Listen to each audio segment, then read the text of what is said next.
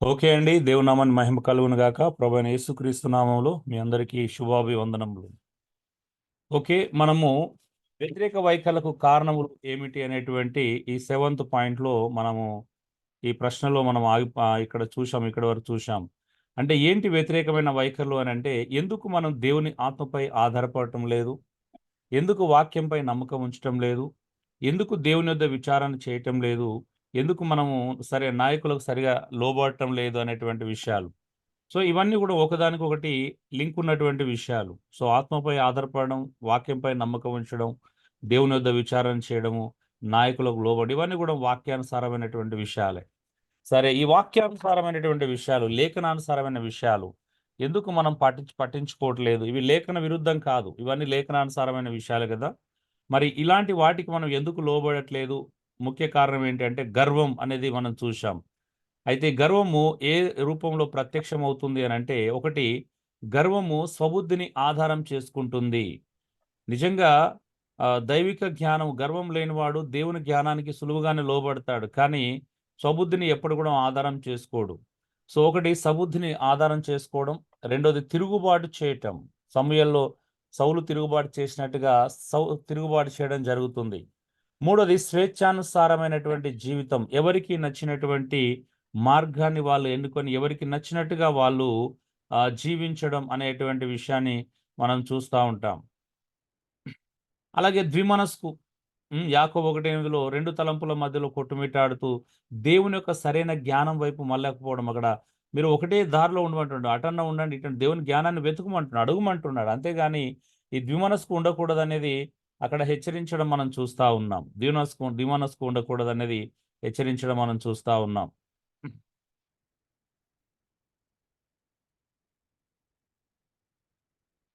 So, అలాగే సాకులు చెప్పడం. ఆదామవ్వలు చెప్పినట్టుగా సాకులు చెప్పడం కూడా ఒక రకమైనటువంటి గర్వానికి ప్రతిరూపమే. ఎందుకనంటే, దేవుడు ఇది చెప్పకూడదు, ఇది చేయకూడదని చెప్పిన తర్వాత కూడా దాన్ని చేసి దాక్కున్నారు చూశారా? మరి ఎందుకు చేశారది? కదా! దేవుని జ్ఞానాన్ని, దేవుని యొక్క వాక్యాన్ని ధిక్కరించడమే గదా! అలాగే క్షమించలేనితనము. గర్వం ఉన్నోళ్ళు, ఇగో ఉన్నోళ్ళు త్వరగా ప్రజలను క్షమించలేరు కదా! ఇతరులను క్షమించలేరు. తప్పు చేసిన వారిని క్షమించలేరు. చివరగా ఏడోది వేషధారణ అనేది మనం చూశాం. సో, ఇవి గర్వం యొక్క రూపాలుగా మనం గమనించడం జరిగింది. మరి వీటి నుంచెళ్ళి మానవుడు బయటపడాలంటే కొన్ని జాగ్రత్తలున్నాయి. అదేంటి అనంటే, నంబర్ 1 నిన్ను నువ్వే ఉపేక్షించుకో. నువ్వు దైవికంగా ఎదగాలి అనంటే, మీరంతా దైవికంగా ఎదగాలంటే మిమ్మల్ని మీరు ఉపేక్షించుకోండి. ఎదగాలి అంటే ఉపేక్షించుకోవాలా. మీ జ్ఞానం పక్కన పెట్టండి. మీ ఆలోచనలు పక్కన పెట్టండి. మీరు మీ తల మీ మీరెంత మేధస్సును పక్కన పెట్టండి. మీరెంత మేధావులైనా అయ్యుండొచ్చు. హ్మ్. నిన్ను ఉపేక్షించుకొని మరి ఏం చేయాలా? ఆత్మపై మరి వాక్యంపై ఆధారపడడం నేర్చుకోండి. పరిశుద్ధాత్మ దేవునిపై ఆధారపడితేనే మీరు నిజమైనటువంటి విజయాన్ని చూడగలుగుతారు. మీరు పరిశుద్ధాత్మపై, వాక్యంపై ఆధారపడడం నేర్చుకోండి. అప్పుడే మీరు నిజమైనటువంటి నిజమైనటువంటి విజయాన్ని చూడగలుగుతారు. నిజమైన ఎదుగుదలను చూడగలుగుతారు. చూడండి, ఈ గర్వము సంబంధించినటువంటి అవి రూపాలను జయించాలంటే ఫస్ట్ మనమందరం దేవుని ఆత్మపై మరి వాక్యంపై ఆధారపడాలి. నీ వ్యక్తిత్వం మారాలంటే, నీ వ్యక్తిత్వం ఉన్నతమైనటువంటి స్థాయికెళ్ళాలంటే, నీ క్యారెక్టర్ చేంజ్ కావాలంటే ఇది నువ్వు చేయాల్సినటువంటి పని. ఎందుకంటే గుర్తుపెట్టుకోండి, బోధ నీది కాదు. నీ సమస్యలని నీవే పరిష్కరించుకోలేవు. సో, కౌన్సెలింగ్‌లో ఇది ప్రధానమైనటువంటి ఒక విషయంగా మనం నేర్చుకోవచ్చండి. మనిషికి సమస్యలొస్తే ఏం చేస్తున్నారు చెప్పండి? మన జ్ఞానం మీద ఆధారపడుతున్నామా? దేవుని మీద ఆధారపడుతున్నామా?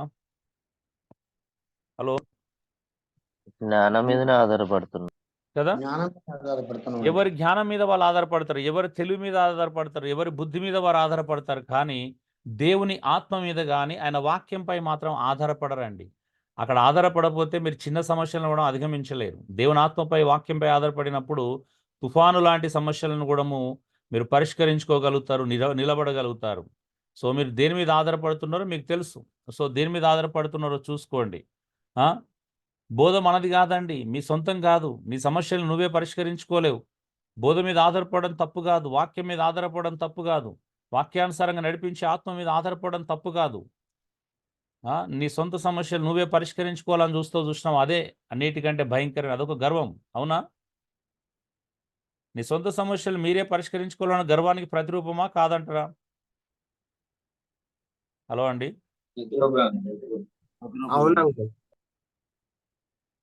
సో 100% మీ సమస్యలకు మీద మీద మీద ఆధారపడుతున్నారు అని అంటే మీ బుద్ధి మీదనో, మీ తెలివి మీదనో, మీ జ్ఞానం మీదనో, మీ ఆలోచన మీదనో, మీ ఇంటి వారి మీదనో, ఇతరుల మీద ఆధారపడుతున్నారు అని అంటే మీరు దేవుని జ్ఞానాన్ని ధిక్కరించినట్టే కదా, ఆత్మపై ఆధారపడాన్ని తృణీకరించినట్టే కదా, వాక్యానుసారమైన జ్ఞానం మీకు అవసరం లేదన్నట్టే కదా. ఆలోచించండి. ఒక క్రైస్తవునికి కావాల్సింది తన సమస్యల నుంచి బయటపడాలంటే ఏదైనా కావచ్చు, అది మానసిక ఆధ్యాత్మిక సమస్యలు మనం రెండే చూసాం కదా. మరి ఏది పడితే అది ఆలోచించకండి. కోర్స్ మిగతా వాటి కూడా దేవుని దగ్గర జవాబు ఉంది, నేను వాటిని కాదనట్లేదు. కానీ ఇక్కడ మనం పర్టికులర్గా మాట్లాడుకుంది ఆత్మీయ మరియు మానసిక బలహీనల గురించి. అవునా? నీ ఆర్థిక సంబంధమైన విషయాల మీద కూడా నువ్వు వాక్యం మీద, దేవుని మీద ఆధారపడట్లేదు, ఇతర సమస్యల మీద నువ్వు దేవుని ఆధారపడట్లేదు అంటే కూడా నువ్వు బలహీనుడు అన్నట్టే, ఆధ్యాత్మికంగా, మానసికంగా. అవునా? అవునా కదండి? అవునండి. అవునన్నా. రెండో జాగ్రత్త, నాకంతా తెలుసు అనే వైఖరి మరి ధోరణి విడిచిపెట్టు. నాకంతా తెలుసులే అనే వైఖరిని విడిచిపెట్టండి దయచేసి. ఎందుకంటే క్రీస్తు లేకుండా నువ్వు ఏమి సాధించలేవు, ఏమి చేయలేవు, ఫలించలేవు అసలు. యోహాను 15:5 చెప్తుంది ఏమన్నది? ఆయన లేకుండానంట కదా, మీలో మీరు ఎవరు ఫలించలేరు. ఫలించగలుగుతారా అండి? యేసుక్రీస్తు లేకుండా నువ్వు ఆధ్యాత్మికంగా వర్ధిల్లలేవు, ఆధ్యాత్మికంగా అభివృద్ధి చెందలేవు, ఆధ్యాత్మికంగా నువ్వు ఫలాన్ని చూడలేవు. ఎవరైనా ఛాలెంజ్ చేయగలుగుతారా? నాకు యేసు ప్రభువు లేకపోయినా నేను ఆధ్యాత్మిక ఫలించి తీరుతానని? యోహాను 15:5 ఏమని చెప్తుంది? ఆయన లేకుండా మీరు ఏం చేయలేరంట కదా. చేయగలుగుతారా?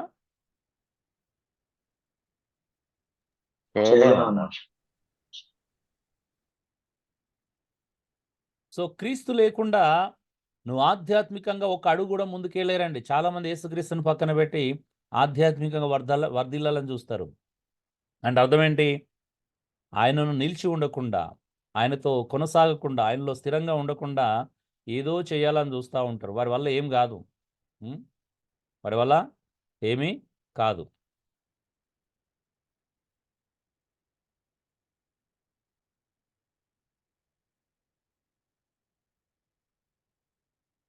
సో నీకంతా తెలుసు అనేటువంటి ధోరణి విడిచిపెట్టండి దయచేసి. మాకంతా తెలుసు, మాకెవరు ఏం చేయాల్సిన అవసరం లేదు, మాకు ఎలా బ్రతకాలో తెలుసు, ఎలా ఆధ్యాత్మికంగా జీవించాలో తెలుసు, ఎలా నడవాలో తెలుసు, ఎలా క్రీస్తులో ఎదగాలో తెలుసు. అంటే క్రీస్తుని పక్కన పెట్టి కూడా తెలుసు అన్నమాట చాలామందికి. అవునా? అలా కూడా ఉన్నారు. మూడోది ఇంతకుముందు చూశాను, నీ స్వబుద్ధిని ఆధారం చేసుకొని నిర్ణయాలు తీసుకోకండి దయచేసి. నీ ప్రవర్తన ఎంతటి ఎందుకు దేవుని అధికారానికి ఒప్పుకోకుండా నీ స్వబుద్ధిని ఆధారం చేసుకొని నిర్ణయాలు తీసుకున్న వాళ్ళని ఎక్కడ కూడా బాగుపడినట్టుగా చూడలేదండి. ఎందుకంటే అది నిన్ను ప్రవర్తన ఆయన అధికారాన్ని లోబడనివ్వదు. నీ స్వబుద్ధిని ఆధారం చేసుకున్నాక మనం ఎక్కడ లోబడతాం ఇంకా దేవుని వాక్యానికి? ఇంకెక్కడ దేవుని ఆత్మపై ఆధారపడతామండి? ఇంకెక్కడ వాక్యం దేవుని యొద్ద విచారణ చేస్తాం? ఎవరైనా స్వబుద్ధి మీద ఆధారపడే వాళ్ళు ఆత్మపై ఆధారపడడం కానీ, దేవుని వాక్యానికి లోబడడం కానీ, దేవుని యొద్ద విచారణ చేయడం కానీ, మరి దైవిక సంబంధమైనటువంటి అంటే ఆధ్యాత్మిక నాయకులకు లోబడడం కానీ జరుగుతుందా అండి? హలో, జరగదు కదా. వ్యతిరేక వైఖరులు అంటే ఆత్మపై ఆధారపడకపోవడం వ్యతిరేక వైఖరే కదా. వాక్యానికి లోబడకపోవడం వ్యతిరేక వైఖరి. దేవుని యొద్ద విచారణ చేయకపోవడం, ఏదైనా తెలియనప్పుడు, కన్ఫ్యూజన్ ఉన్నప్పుడు అది వ్యతిరేక వైఖరే కదా. వాక్యానుసారంగా నడిపించే నాయకులకు లోబడడం కూడా వ్యతిరేక వైఖరి. అంటే బైబిల్లో ఉన్న అపోస్తులకు లోబడకపోవడం. మరి ఇవన్నీ వ్యతిరేక వైఖరులు అయినప్పుడు మరి స్వబుద్ధిని ఆధారం చేసుకుంటే ఎంత ప్రమాదం ఆలోచించండి. ఆ నాలుగిటికి మనం లోబడట్లేదనే కదా. చాలామంది స్వబుద్ధిని ఆధారం చేసుకుంటారండి. దయచేసి మీ స్వబుద్ధిని మీద డిపెండ్ కాకండి, పక్కన పెట్టండి. అది ఎంత మంచిదైనా కూడా, ఎంత శ్రేష్టమైనదని పక్కన పెట్టండి, దాని మీద ఆధారపడకండి. వాక్యం కంటే గొప్పగా నేను నడిపించే శక్తి దేనికి లేదు భూమి మీద. లేఖనం అనేది చాలా ప్రధానమైనది. నీ పాపం మరియు నీ బలహీనతలు జయించడానికి సొంత ప్రయత్నాలు చేయకండి. చాలామంది పాపాన్ని జయించడానికి, వారి బలహీనతలను జయించడానికి సొంత ప్రయత్నాలు చేస్తారు. కానీ గుర్తుపెట్టుకోండి, ఎందుకు చేయకూడదు? నీ విజయం యొక్క రహస్యం కేవలం క్రీస్తు మాత్రమే. నువ్వు ఏ పాపాన్ని జయించాలన్నా, చిన్నదైనా పెద్దదైనా ఏ పాపం జయించాలన్నా క్రీస్తు మాత్రమే నీకు చాలినవాడు. క్రీస్తు మాత్రమే మనకు సహాయం చేయగలిగినటువంటి సమర్థుడు. అవునా అండి? యేసుక్రీస్తును పక్కన పెట్టి మీరు ఒక పాపాన్ని జయించగలుగుతారు అనుకుంటున్నారా? హలో, మీ సొంత ప్రయత్నాల చేత? లేదన్నా. లేదయ్యా. మీరు సంఘంలో ఇతరులకు అలా సహాయం చేయగలుగుతారా? నో, లేదన్నా. ఆలోచించండి దయచేసి.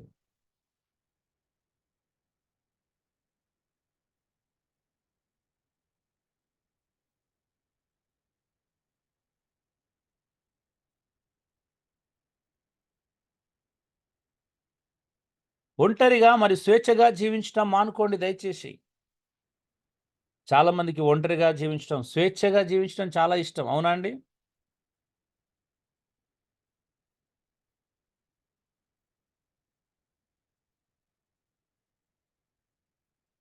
ప్రసంగి 4:10 అంటున్నాడు కదా, ఒంటరిగా ఉండడానికి ప్రయోజనం ఏమున్నది? వెచ్చగూడం పుట్టదంటానికి. అవునా? ఒంటరిగా ఉన్నోడు పడిపోతే తిరిగి లేపుటకు ఎవరు ఉండరు. ఉంటారా అండి? నువ్వు ఒంటరిగానే జీవిస్తున్నావు అనుకో నీ క్రైస్తవ జీవితాన్ని.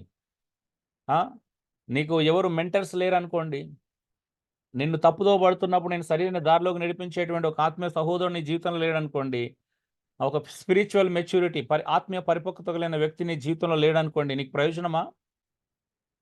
హలో, ప్రయోజనం ఉండదు. కొంతమంది ఇంటెన్షనల్ గా దూరం పెడతారు కదా, ఉద్దేశపూర్వకంగా దూరం పెడతారు. అబ్బో, ఈ వ్యక్తితో మనం సహవాసం చేస్తే మనల్ని సరి చేస్తాడు. మనకి ఎవరు నచ్చరు తెలుసా అండి ప్రపంచంలో? అవునయ్యా. ఎవరు నచ్చరు? చేసేటువంటి వాళ్ళు. మంచి చెప్పేవాళ్ళు. మనకు సరి చేసే వాళ్ళు నచ్చరు. మనకు పొగిడే వాళ్ళంటే చాలా ఇష్టం కదా. మన పక్కన నుండి అయ్యగారు అయ్యగారు అంటే అబ్బా ఉబ్బిపోతా ఉంటాం. కానీ మనల్ని సరి చేసే వాళ్ళంటే మనకు అస్సలు నచ్చరు. నిజమేనా? నిజమేనయ్యా. మీరు ఎవరిని ప్రేమిస్తారండి? సరి చేసే వాళ్ళనా, పొగిడే వాళ్ళనా? పొగిడే వాళ్ళని ఎక్కువ ప్రేమిస్తున్నారు. మీతో వారు స్పందించండి దయచేసి. థ్యాంక్ యూ అండి. మీతో వారు. పొగిడే వారిని మీ లిస్ట్లో ఎక్కువ, మీ సర్కిల్ ఎవరు ఎక్కువ మంది ఉన్నారు మీ జీవితంలో? పొగిడే వాళ్ళు ఎక్కువ ఉన్నారా, సరి చేసే వాళ్ళు ఎక్కువ ఉన్నారా? పొగిడే వాళ్ళు ఎక్కువ ఉన్నారయ్యా. చేసే వాళ్ళు కూడా ఉన్నారు, కానీ వాళ్ళ మాట దూరం పెడతాం.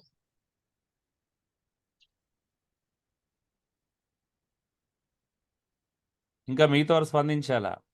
ఎంతమందికి స్వేచ్ఛగా ఉండడం ఇష్టం అండి? స్వేచ్ఛగా ఉండడం అంటే ఎక్కడైతే మనం సరి చేయబడ పరిస్థితులు ఉంటాయో అలాంటి పరిస్థితుల్లో మనం సరి చేసే వాళ్ళని దూరంగా పెట్టాలి. ఏమంటారు? దగ్గర ఉండాలి, సరి చేసే వారికి దగ్గర ఉండాలి. పనిచేసే వారికి దగ్గర ఉంటేనే భవిష్యత్తులో క్రీస్తుని అంగీకరిస్తారు. సో అంటే ఒక్కసారి మనం ఎన్ని సంవత్సరాల క్రైస్తవ జీవితంలో వెనక్కి తిరిగి చూసినట్లయితే మన జీవితంలో ఎవరు ఎక్కువ ఉన్నారో తెలిసిపోతుంది అన్నమాట కదా, మన జీవితాన్ని బట్టి. ఏమంటారు? అవునయ్యా. అంటే 15-20 సంవత్సరాల సేవా జీవితం కావచ్చు, 30-40 సంవత్సరాల క్రైస్తవ జీవితం కావచ్చు, ఒక్కసారి వెనక్కి తిరిగి చూసుకుంటే మన జీవితంలో ఎవరు ఎక్కువ ఉన్నారు మరి? అంటే ఇంతకాలం అయిన తర్వాత కూడా ఇంకా మనం ఎక్కడో బలహీన పడిపోయి ఉన్నాం. మార్పులు సరిగా జరగలేదు, వ్యక్తిత్వం మారలేదు, క్యారెక్టర్ మారలేదు, లేకపోతే ఇంకా ఏదో జరగలేదు అని అంటే, ఆధ్యాత్మికంగా మనం అంత స్ట్రాంగ్ కాదు, మానసికంగా అంత స్ట్రాంగ్ కాదు అని అంటే అర్థం ఏంటి? సరైన మెంటర్స్ లేరని అర్థం. సరైన మెంటర్స్ పెట్టుకోలే మనం కదా, సరైన దారిలోకి నడిపించే వాళ్ళని పెట్టుకోలే. మన బోధ మారలేదు, ఏం మారలేదు అంటే మనం సరిగా వాక్యానుసారంగా లీడ్ చేసేవారిని, వాక్యానుసారంగా మన వ్యక్తిత్వాన్ని కట్టే వాళ్ళని మన జీవితంలో లేరనే కదా అర్థం. అవును.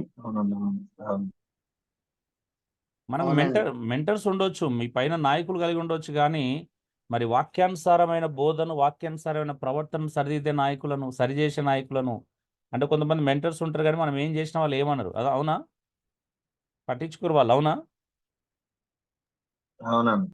అవునయ్యా. అవును. వాళ్ళు పిలిచినప్పుడు మీటింగ్కి వెళ్తే చాలు మనం, అంతే. ఏమంటారు? అవునయ్యా. అట్లాగే ఎక్కువ మనం ఎట్లా ఏం చేస్తున్నాం, ఎలాంటి పరిచర్య చేస్తున్నాం, ఎక్కడ తప్పిపోతున్నాం వాళ్ళకి అవసరమే లేదు. నిజమా కాదా అండి? నిజమేనయ్యా. వాళ్ళు కాదు మెంటర్స్ అంటే. మెంటర్ అంటే నీ వ్యక్తిత్వ జీవితంలో వ్యక్తిగతంగా నువ్వు అవకాశం ఇవ్వాలి సరిదిద్దడానికి. నీ పర్సనల్ విషయాలు కూడా తలదూర్చడానికి అవకాశం ఇవ్వాలి. అది మెంటరింగ్ అంటే. అంటే నీ జీవితంలో ఏ ఏరియాలోనే అనుమతించాలా సరి చేయడానికి, అవునా? అవునన్నా. కొంతమంది ఎలా ఉంటారంటే సంఘం వరకు పర్లేదండి, నా పర్సనల్ విషయాలు ఫ్యామిలీ విషయాలు మాత్రం తలదూర్చొద్దు అంటారు. నిజమేనా? హలో, లేదన్నా, లేదు. అలా కాదా? నిజమేనా?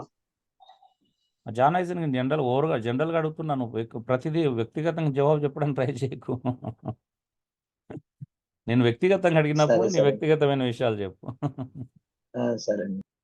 నేను ఓరల్గా అడుగుతున్నప్పుడు ఓరల్గానే జవాబు చెప్పడానికి ట్రై చేయండి.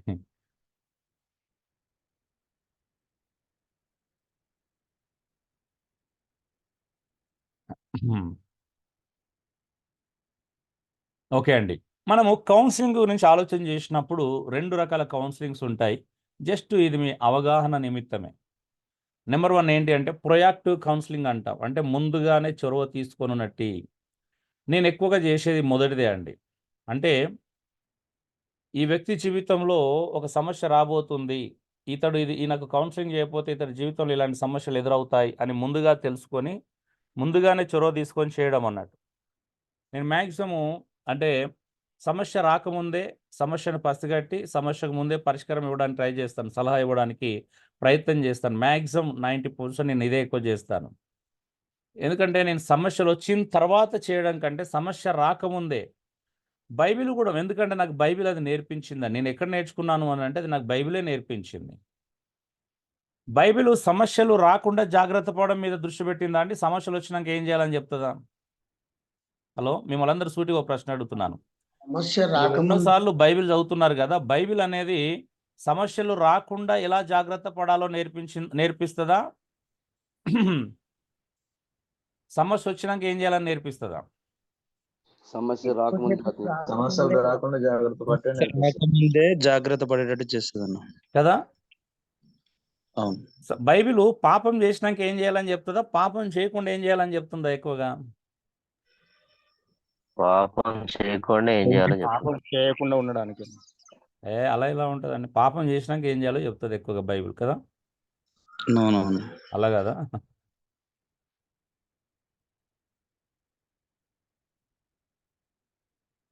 సో నాకు బైబిల్ నేర్పించినటువంటి విధానం చాలా ఉన్నతమైనది. ఏంటంటే అది ఏ విషయంలో ఆధ్యాత్మికంగా కావచ్చు, ఎక్కడ వర్ధిల్లాలన్నా అది ముందు ప్రికాషన్స్ ఇస్తుంది బైబిల్, అవునా అండి? బైబిల్ ముందస్తు హెచ్చరికలు ఇస్తుందా? హెచ్చరికిస్తుందన్న. అవును. హెచ్చరికిస్తుంది. చేయకముందే చెప్తుంది అది. అయినా కూడా మనం ఇలా ఉన్నామంటే ఆలోచించండి అప్పుడు. అంటే అప్పుడు మనం అందరం చేసేది బుద్ధిపూర్వకంగానే చేస్తున్నాం అనమాట. నిజమేనా? ఎస్, అవునయ్యా.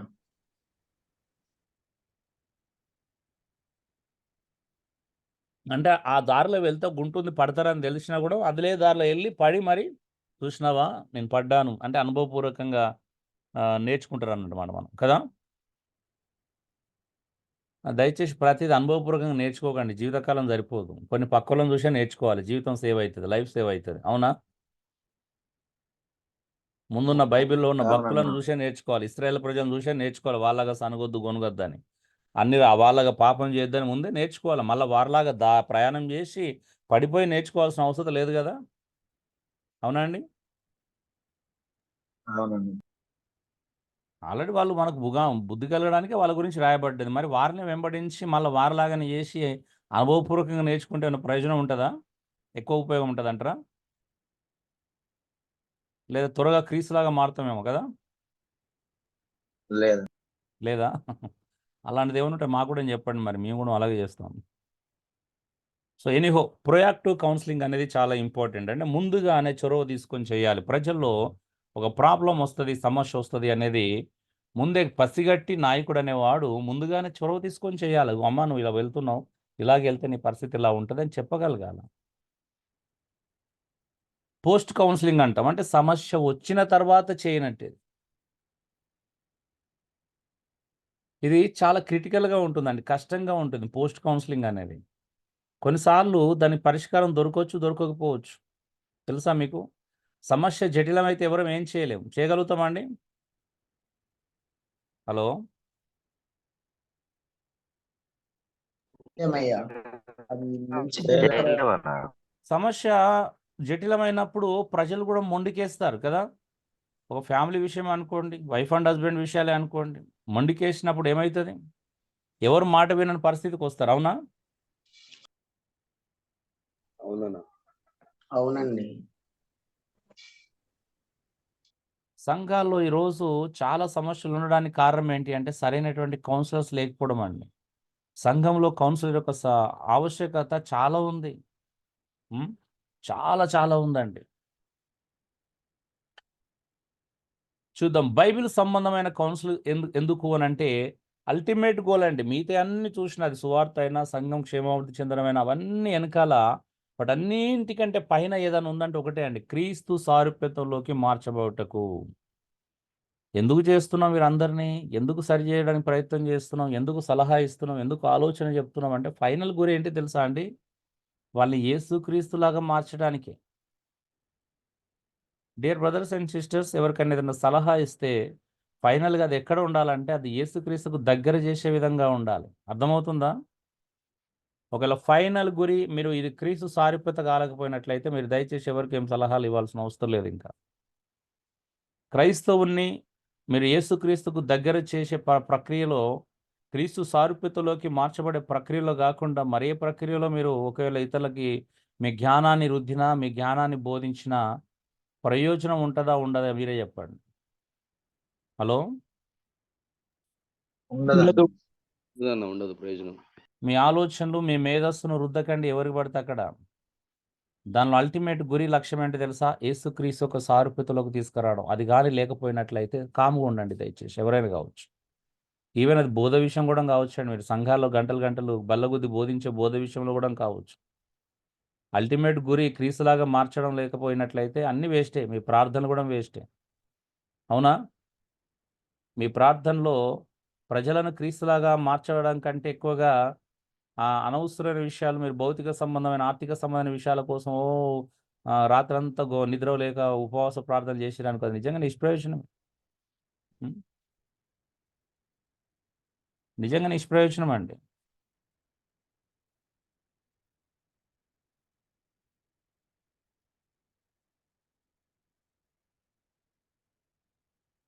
డియర్ బ్రదర్స్ అండ్ సిస్టర్స్, ఆలోచించండి.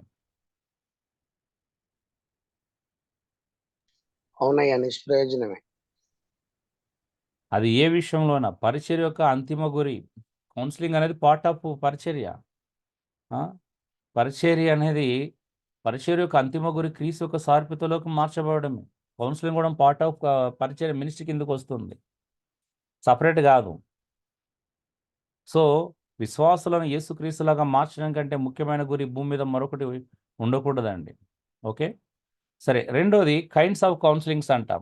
మనం ఇంతకుముందు చూసిన కౌన్సిలింగ్ 2 రకాలు వేరు. ఇది కైండ్స్ ఆఫ్ కౌన్సిలింగ్లో ఒకటి ఏంటి అంటే లే కౌన్సిలింగ్ అంటాం. ఇది చేయటానికి ఎలాంటి డిగ్రీ కానీ సిస్టమ్ కానీ అవసరం లేదు. లే కౌన్సిలింగ్ చేయడానికి, ప్రజలని సరైన దారిలో నడిపించడానికి, మనకున్నటువంటి వాక్య జ్ఞానాన్ని ఉపయోగించి ప్రజలని సరైన క్రీస్తు మార్గంలో నడిపించడానికి ఎలాంటి డిగ్రీ కానీ సిస్టమ్ కానీ అవసరం లేదండి. దీన్ని లే కౌన్సిలింగ్ అని అంటారు. సో ఇది ఎవరైనా చేయొచ్చు, నేర్చుకొని సరైన జ్ఞానంతో, వాక్యానుసారమైనటువంటి నడిపింపుతో ఎవరైనా చేయొచ్చు. రెండోది ప్రొఫెషనల్ కౌన్సిలింగ్ అంటాం. ప్రొఫెషనల్ కౌన్సిలింగ్ అనేది ఒక సైకియాట్రీ మాత్రమే చేస్తాడు. ఇది కూడా ఏంటంటే ఇది ఎంబీబీఎస్ తర్వాత వాళ్ళు 3 years కోర్స్ ఉంటుంది. ఇది చేసిన వారికి మాత్రమే ఈవెన్ మందులు రాసేటువంటి అధికారం ఉంటుందండి. ప్రొఫెషనల్ కౌన్సిలింగ్ 2 రకాలు ఉంటారు. సో సైకలాజిస్ట్ ఉంటారు, సైకియాట్రిస్ట్ ఉంటారు. సో ఇది వారు మాత్రమే చేయగలుగుతారు. ఓకే, మెడిసిన్ రాసేటువంటి కెపాసిటీ ఓన్లీ సైకాట్రీ మాత్రమే ఉంటుంది, సైకలాజిస్ట్ కూడా ఉండదు. సో కాబట్టి ఇది మీరు దృష్టిలో పెట్టుకోవాలి. జస్ట్ ఇప్పుడు మనం చేసేదాన్ని లే కౌన్సిలింగ్ అని అంటాం. ఓకే, మీరెవరైనా ఆసక్తి కలిగి నేర్చుకోవాలి, సైకలాజిస్ట్ కావాలనుకుంటే కావచ్చు, సైకియాట్రీ కావాలనుకున్నా కావచ్చు, తప్పు కాదు. So biblical basis for counselling అంటే వాక్యానుసారమైనటువంటి ఆధారం ఏంటి కౌన్సిలింగ్కి అని అంటే చూద్దాం. అలసిన వారిని మాటల చేత ఊరడించుట. ఎంత గొప్ప మాట అండి కదా! అలసిన వారిని ఏం చేయాలా? మాటల చేత. హలో అండి. అవునయ్యా, అవును. ఆదరణ కలగాలని. నేను అవునా అని చెప్తున్నా, నేను ఏం చేయాలని అడుగుతున్నానండి. ఏం చేయాలంటే అవునా? అలసిన వారిని మాటల చేత ఏం చేయాలా? ఊరడించుట. ఊరడించాలా, గాయం చేయాలా? ఇంకొంచెం 2 మాటలు కొంచెం పొడిచేటట్టుగా మాట్లాడాలి కదా. ప్రోత్సహించాలి దేవుని మాటల చేత. సంతోషాన్ని మనలాంటి ప్రజలకు కొంచెం పొడిచే అలవాటు కదా. ఏపీ తెలంగాణల కంటే ఇలాగా కొంచెం నొప్పించే విధంగా మాట్లాడాలి. ఏమంటారు? గాయంలో ఉన్నవానికి మరింత గాయం చేయాలి. ఏమంటారు?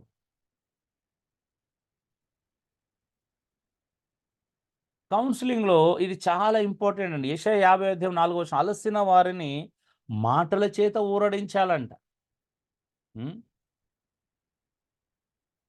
ఎంత అద్భుతమైన మాట కదండి. దైవికమైనటువంటి ఆలోచనలో ఉన్నతమైనది ఏంటి అంటే, అలసిపోయిన వారిని ఏం చేయాలి? మాటల చేత ఊరడించాలి వాళ్ళని. ఎస్ అవునయ్యా. అలసిపోయిన వారంటే ఎవరి గురించి మాట్లాడుతున్నాడు ఇక్కడ? పాపం చేసి అలసిపోయిన వారి గురించా? బాధలో, సమస్యల్లో, ఆధ్యాత్మిక పాపం జీవితం చేసి అలసిపోయిన వారి గురించి మాట్లాడతలేడు ఇక్కడ. ఆ?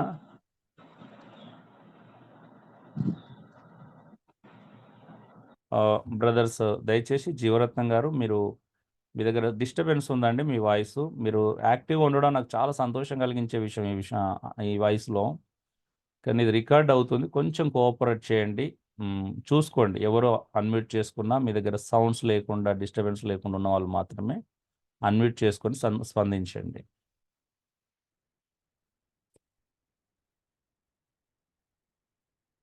రెండోది ఏంటో తెలుసా అండి?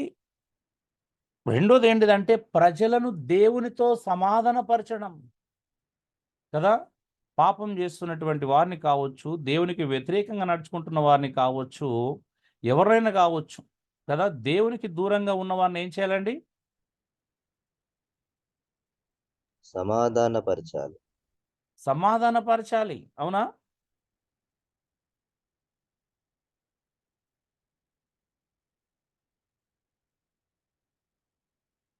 కదా. మొదటి పేతురు 2:9 కదా, ఒక అద్భుతమైనటువంటి విషయం. ప్రజలని దేవునితో సమాధానపరచాలంట. రోమా 15:16 సువార్త ద్వారా ప్రజలను దేవునితో సమాధానపరచాలని చూస్తున్నాం. బ్రదర్ రాబర్ట్ గారు దయచేసి మీ మొబైల్ ఒక టేబుల్ మీద పెట్టుకొని మంచిగా క్లాస్ వినండి. దాని మీద గీతలు వేస్తున్నారు. ఎంతమంది నన్ను కంట్రోల్ చేస్తాం? ఒకరు అలాగా, ఒకరు ఇలాగా.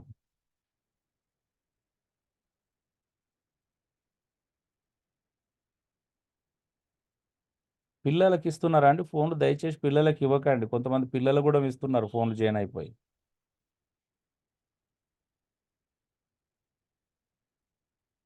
స్క్రీన్ మీద మీకు గీతలు కనిపిస్తున్నాయా అండి? కనిపిస్తున్నాయి.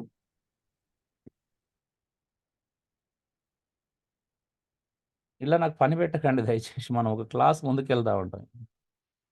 ప్రజలను దేవునితో సమాధానపరచుట, ఇది రెండో అతి ప్రాముఖ్యమైన విషయం అండి. తప్పు చేస్తున్నటువంటి వారిని, తప్పిపోయిన వారిని, పాపం చేస్తున్న వారిని, దేవుని ఎరగని ప్రజలను, ఎన్నో రకాల ప్రజలు ఉన్నారు. తప్పు చేస్తున్న వారు ఉన్నారు, తప్పిపోయిన వారు ఉన్నారు, పాపం చేస్తున్న వారు ఉన్నారు, దేవుని ఎరగని ప్రజలు ఉన్నారు. వీళ్ళందరినీ తీసుకొచ్చి దేవునితో ప్రజలను సమాధానపరచాలండి. ఎంత గొప్ప పని అండి అది. ఇంతకంటే గొప్ప కౌన్సిలింగ్ ఉంటుందా అండి? ఒక మనిషిని దేవుడికి దగ్గర చేయడం కంటే గొప్ప కౌన్సిలింగ్ అయితే ఉండదని నేను అనుకుంటున్నాను. మీరేమంటారు? ఉండదన్న, ఇది చాలా గొప్పది. అవునయ్యా, గొప్పదిలే. మూడోది నీతి అందు శిక్ష చేయుటకు, ఉపదేశించుట, ఖండించుట, తప్పుదిద్దుట ద్వారా. బోధ యొక్క ఉద్దేశం ఏందండి? ఫైనల్గా ప్రజలను ఏం చేయాలా? హలో, నీతి అందు శిక్ష కదా. నీతి అందు శిక్ష చేయడమే. ఉపదేశించిన, ఖండించిన, తప్పుదిద్దిన, బుద్ధి చెప్పిన, ఇవన్నింటి యొక్క ఫైనల్ అల్టిమేట్ గోల్ ఏంటి? ప్రజలను నీతి అందు శిక్ష చేయటమే కదా. మరి అదే జరగలేకపోతే ప్రయోజనం ఏంటి? మరి బోధ ఇవన్నీ కూడా మీరు ఎందుకు చేస్తున్నారో ఆలోచించండి. 2 తిమోతి 3:16 అయినా, రోమా 12:8, కొలస్సీ 1:8, 3:16 ఇవన్నీ కూడాము ఒక వ్యక్తిని యేసుక్రీస్తు మార్గంలో నడిపించే విధంగా, దైవికమైన నీతిలో శిక్షణ ఇచ్చే విధంగా ఉండాలి. మన అన్ని విషయాల్లో మనం గంటల సేపు ప్రసంగించిన, బోధించిన, పుస్తకం రాసిన, పాట పాడిన, చివరికి నువ్వు కూర్చుని పెట్టుకొని ఒక 10 మంచి సలహా చెప్పిన, వాటి చివరి అల్టిమేట్ గోల్ ఏమై ఉండాలంటే నీతి యందు శిక్ష చేయటమై ఉండాల. అది జరగలేకపోతే ఇక మనం అన్ని చేయడం వల్ల ప్రయోజనం కూడా లేదు. ప్రోత్సాహం మరియు సహాయం చేయట కౌన్సిలింగ్లో రోమ 12 చెప్తుంది. అపోస్తలుల కార్యం 18:27, మొదటి తెస్సలోనికై 5:13-14 చూడండి. ఏం చేయాలా? ఎంకరేజ్ చేయాలంటే ప్రజల్ని. అవునా? బైబిల్ పదే చెప్తుంది. ప్రజలను ప్రోత్సహించమంటుందా అండి? మంచి విషయాల్లో ఒకరినొకడు ప్రోత్సహించుకోమంటుంది. అవునా? అవునయ్యా, అవును. అవునండి. ప్రేమ చూపించే విషయంలో, సత్కార్యాలు చేసే విషయంలో ఒకరినొకరు ఎంకరేజ్ చేసుకోవాలా వద్దా? చేసుకోవాలి.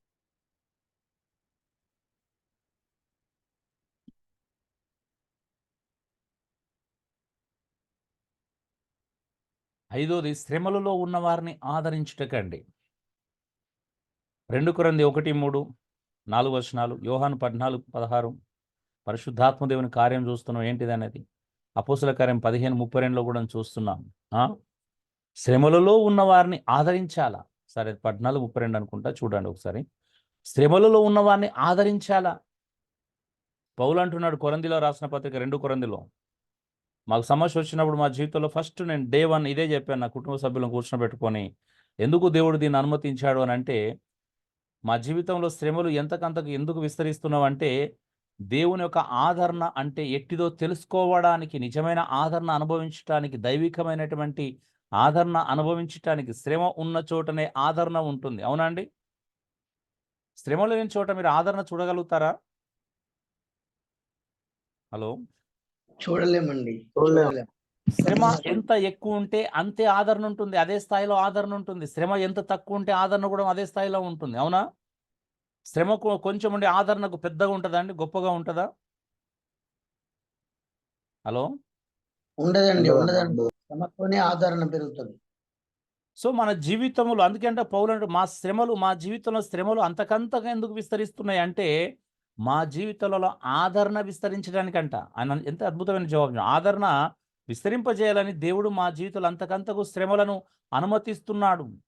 శ్రమ యొక్క ముఖ్య ఉద్దేశం ఆదరణే. రెండోది ఏంటో తెలుసా అండి? పౌలు యొక్క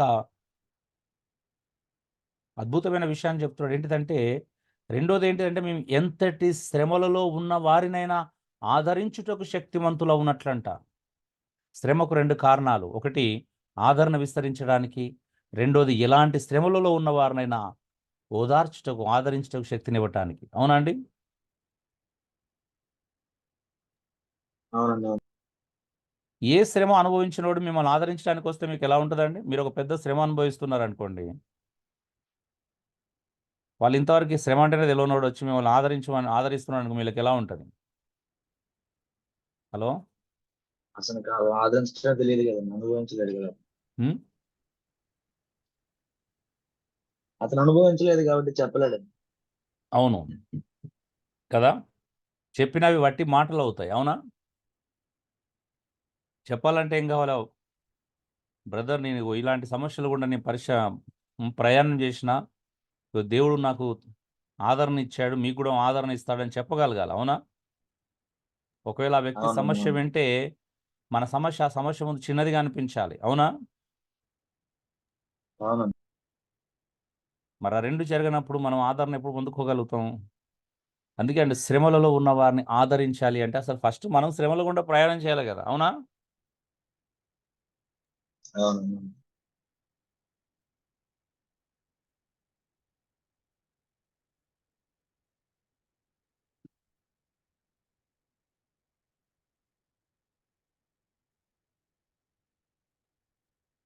సో మీరందరూ ఏమనుకున్నా నేను ఇక్కడ పట్టించుకోను. కానీ ఒక విషయం చెప్తున్నాను. మీలో చాలామంది బలహీనలు ఉంటారని నాకు తెలుసు. కానీ చెప్పాల్సిన అవసరం ఉంది కాబట్టి చెప్తున్నాను.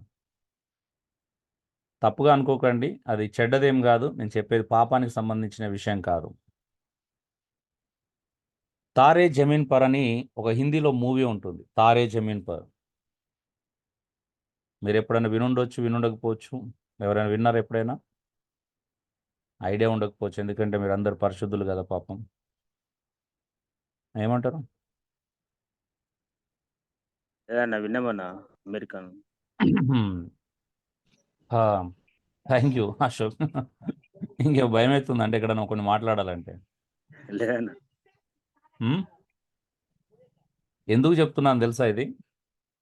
మీరు చూడండి లేదన్న హిందీ ఒకవేళ. అర్థం కాక చూడలే, అసలు వీళ్ళకి తెలియదు అది. తెలుగు అవునా? ఏమంటుంది తెలుసు. తెలుసా? టైటిల్ ఉందని తెలుసా? సినిమా ఉందని తెలుసా స్టీఫెన్? నాకు కానీ కాకపోతే చూడలేదు. ఓకే. ఎవరు? Stephen Paul bro. Stephen unmute చేసుకున్నారు. హలో. అన్న చెప్పండి, ఏదైనా అన్మ్యూట్ చేసుకున్నాం. అదే అంటే హిందీ అర్థం కాక ఈ హిందీ సినిమాలు చూడడం కాబట్టి అది ఉన్నదనేది కూడా తెలియదు అన్న. Okay, okay. అంతేగాని పాపం అని మాత్రం కాదు కదా. కాదన్న. క్రాంతి చెప్పు.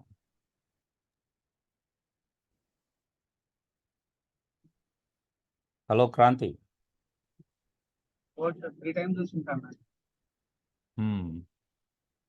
వెరీ ఎక్సలెంట్ మూవీ అండి. చాలా అద్భుతమైనటువంటి సినిమా. అది నిజంగా చూడాలి, తప్పు కాదు. అది ప్రతి పాస్టర్ చూసిన పెద్ద తప్పు కాదు, సంఘంలో చూపించిన తప్పు కాదు. కానీ అందరంత బలవంతులు కాదు, కొంతమంది బలహీనలు ఉన్నారు కాబట్టి నేను బలహీనలకు చెప్పట్లేదు. బలహీనలు ఎవరైనా ఉంటే దయచేసి నన్ను క్షమించాలా. అంటే నేను కౌన్సిలింగ్ నేర్చుకున్నప్పుడు కౌన్సిలింగ్లో నాకు అది ఒక ప్రాముఖ్యమైనటువంటిది అండి. అది తారే జమీన్ పర్ అనేది చాలా. మూవీ నేమ్ చెప్పండి. తారే జమీన్ పర్. తారే జమీన్ పర్. ఓకే. అందులో ఒక పిల్లాడు ఉంటాడు. ఆ పిల్లానికి ఒక భయంకరమైనటువంటి వ్యాధి ఉంటుందండి, మానసిక వ్యాధి. అది ఎవరికి తెలియదు, చాలామంది తల్లిదండ్రులు కూడా గుర్తుపట్టరు దాన్ని. అంటే హోంవర్క్ చేస్తున్నప్పుడు ఆ పిల్లోనికి ఏంటి అని అంటే, ఇప్పుడు సిఏటి క్యాట్ అని టీచర్ పెట్టిస్తే కింద రాయాలి కదా, వర్క్ బుక్లో సిఏటి క్యాట్కి సిఏటి క్యాట్ అని రాసుకుంటూ రావాలి కదా. ఆ పిల్లోనికి ఏం చేస్తాడంటే కళ్ళల్లో అంటే ప్రాబ్లం ఉంటుంది. ఆ సిఏటి క్యాట్ అనేది ఫస్ట్ లైన్ కనిపిస్తే సెకండ్ లైన్ ఎలా కనిపిస్తుంది అంటే ఏటీసీ అని కనిపిస్తుంది. సెకండ్ లైన్లో ఏటీసీ అని రాస్తాడు, థర్డ్ లైన్లో ఏసీటీ అని రాస్తాడు, ఇట్లా సిటీఏ అని రాస్తాడు. అంటే సేమ్ రాయడు, ఎందుకంటే ఆయనకు అక్షరాలు తారుమారు అవుతాయి. అది చాలామందికి తెలియదు. ఆడు కావలసుకొని రాస్తున్నాడు అని చెప్పేసి టీచర్లు, ఇంట్లో తల్లి తండ్రి ఘోరంగా కొట్టేస్తారు అతన్ని, చాలా చేస్తారు, హింసిస్తూ ఉంటారు. అంటే పాపం తెలియదు ఆ పిల్లోనికి, అది ఏం జరుగుతుందో కూడా తెలియదు తన జీవితంలో. తను తెలియని తప్పుకు శిక్ష అనుభవించాల్సి వస్తుంది ప్రతి విషయంలో. తనకు తెలియదు ఏం జరుగుతుందనేది. వాళ్ళ డాడీగా తండ్రి ఎలా ఉంటాడో తెలుసు కదా. తీసుకెళ్ళి ఏం చేస్తాడంటే బోర్డర్ స్కూల్ వేసేస్తాడు భయంకరంగా, తల్లిదండ్రులకు దూరంగా. పాపం ఎంత వేదన పడతాడో చిన్న పిల్లాడు. అమ్మ నాన్నకి అన్నకి దూరంగా ఎక్కడో స్కూల్ వేసేస్తారు. పాపం ఆ స్కూల్లో ఒంటరిగా ఎవరితో మాట్లాడకుండా ఏకాకి అయిపోయి ఒంటరితనం అనుభవిస్తూ ఉంటాడు.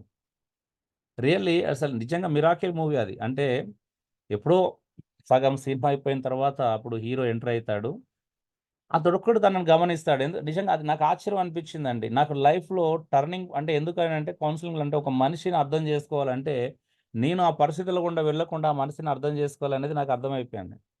ఎవరైనా కావచ్చు, ఒక పరిస్థితి గుండా వెళ్ళినోడు మరొక పరిస్థితిలో ఉన్నోడు మరొక పరిస్థితి గుండా వెళ్తున్నావు అని ఎప్పటికి కూడా అర్థం చేసుకోలేండి. అర్థం చేసుకోకుండా మనం చెప్పే సలహాలన్నీ సోదిగానే ఉంటాయి. నిజమా కాదండి? హలో.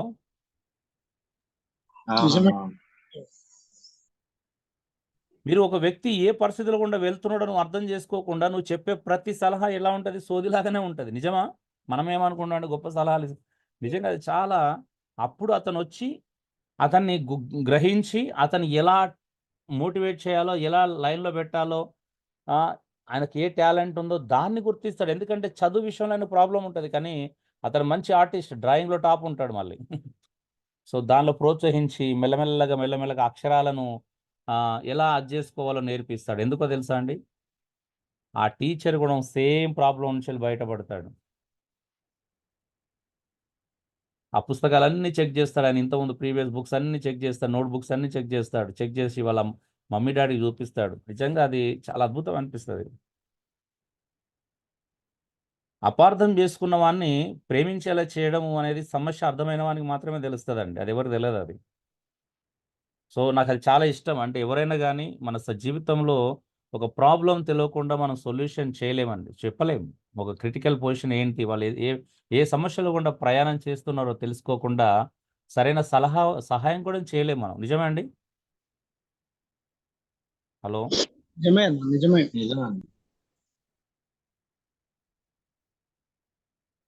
నేను ఒక ఎగ్జాంపుల్ చెప్తున్నాను. ఇప్పుడు నాకు మా బాబు విషయంలో కూడా వందల మంది సలహాలు ఇచ్చారు. వాళ్ళు గుజరాత్ తీసుకెళ్ళమంటారు, ఒకరు కేరళ తీసుకెళ్ళమంటారు, ఒకరు ఇక్కడ ఆయుర్వేదం చూపించమంటారు, ఒకరేమో ఆయన అదే అని చెప్పేసి ఎన్ని లింకులు షేర్ చేశారు తెలుసా నాకు.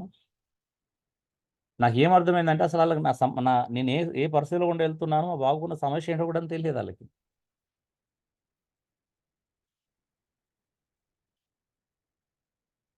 తెలుసా అండి, వాళ్ళలోనే దాని ట్రీట్మెంట్ లేదు. ఎలా చేస్తారండి ట్రీట్మెంట్ లేని దానికి? జస్ట్ ఇప్పటిదాకా ఆయన మీద మొన్నటి వరకు జరిగే ప్రయోగాలు మాత్రమే, ట్రీట్మెంట్ లేదు ఆయనకు. మాకు డే 1 తెలుసు ఆయనకు ట్రీట్మెంట్ లేదని. వాళ్ళలోనే లేదు దానికి. ఆస్టియోసార్కోమా అనే క్యాన్సర్కి వాళ్ళలోనే ట్రీట్మెంట్ లేదు. చాలా మంది ట్రై చేశారు. నాకు ఆ డాక్టర్ తెలుసు, మీరు ఈ హాస్పిటల్కి వెళ్ళండి, ఈ హాస్పిటల్కి వెళ్ళండి, లేకపోతే ఈ ఆయుర్వేదం షాప్ వెళ్ళండి, ఆయుర్వేద డాక్టర్ దగ్గర కలుస్తుంటే కానీ అని. పాపం అంటే వాళ్ళు మంచి ఉద్దేశంతోనే చేశారు కానీ ఏదో ఫార్వర్డ్ మెసేజ్లు అవి కూడా. అవునా? వాళ్ళు ఏదో పరిశీలించి ఇంతకుముందు ఒకరిని తీసుకెళ్ళి చూపించినవి కూడా కాదు, అనుభవపూర్వకంగా ఎదిగినవి కూడా కాదు. నిజమేనా? హలో, నిజమే. అనుభవపూర్వకంగా ఉన్న వాళ్ళు మాత్రమే సరి అయింది చెప్పగలరు.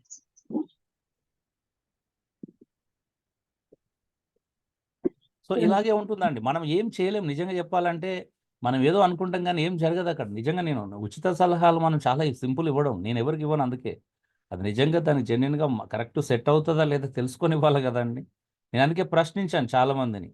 మీరు ఒకటి కనుక్కొని చెప్పండి, వాళ్ళు ఎక్కడైనా ఆస్టియోసార్కోమా అనే వ్యాధిని క్యాన్సర్ని నయం చేశారా కనుక్కోండి. ఒక్క పేషెంట్ అన్న వాళ్ళ దగ్గరికి వచ్చారా, నయం చేశారా కనుక్కొని చెప్పమని అడిగాను, ప్రేమగానే. అది కూడా కానీ ఎవరు అది వాళ్ళు తెలియదు దాని గురించి.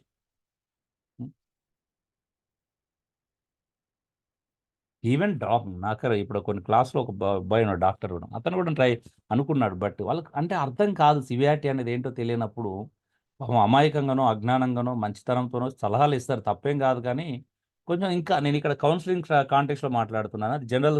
అది జనరల్గా జరిగినటువంటి సంఘటన. ఇక్కడ కౌన్సిలింగ్ కాంటెక్స్లో మాట్లాడుతున్నాను కాబట్టి శ్రమలలో ఉన్న వారిని ఆదరించాలి అంటే మనం కూడా అలాంటి శ్రమలో, అలాంటి పరిస్థితుల్లో గుండా, అలాంటి అనుభవం గుండా ప్రయాణం చేయని వాడు ఇతరులను ఆదరించడం కష్టమవుతుంది. ఇది మీకు చాలా లోతుగా తెలియాల్సిన విషయం కాబట్టి నేను ఇక్కడ ఆగి ఎక్కువసేపు మాట్లాడుతున్నాను. పాయింట్ అర్థమైందా అండి?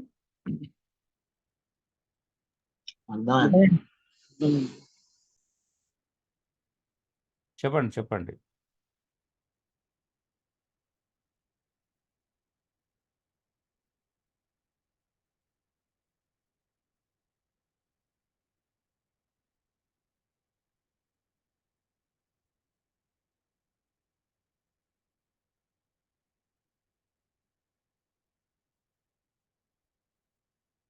చెప్పండి, మందలిచ్చి టైం వేస్ట్ చేస్తున్నారు. ఓకే, ముందుకెళ్దాం. ఇంకా చూడాలి అని అంటే కౌన్సిలింగ్లో ముఖ్యమైనవి 3 అండి. ఒకటి జ్ఞానోదయం కలిగించుట. జ్ఞానోదయం కలిగించుట అనేది అత్యంత ప్రధానమైనటువంటి విషయం అండి. కౌన్సిలింగ్లో చేసేటువంటి అతి ప్రధానమైన విషయం ఏంటి అంటే జ్ఞానోదయం కలిగించుట. ఒక వ్యక్తిని ఏం చేయాలా? ఎన్లైట్ చేయాలి. అతడు ఒక సమస్యలో కొట్టుమిట్టాడుతున్నాడు, స్ట్రగుల్ అవుతున్నాడు, ఆధ్యాత్మికనో మానసిక బలహీనత చేత సతమతం అవుతున్నాడు. ఇప్పుడు ఆ వ్యక్తికి ఏం చేయాలి? ఫస్ట్ జ్ఞానోదయం కలిగించాలా. ఎక్కడ జ్ఞానోదయం కలిగించాల్సింది? ఆలోచన విధానములో. ద వే ఆఫ్ థింకింగ్ ఉంటుంది చూసినండి, ఆ థింకింగ్ ఉంది చూడండి, ఆలోచన విధానాన్ని మార్చాలి. ఆలోచన విధానం మారకపోతే ప్రయోజనం ఉండదు.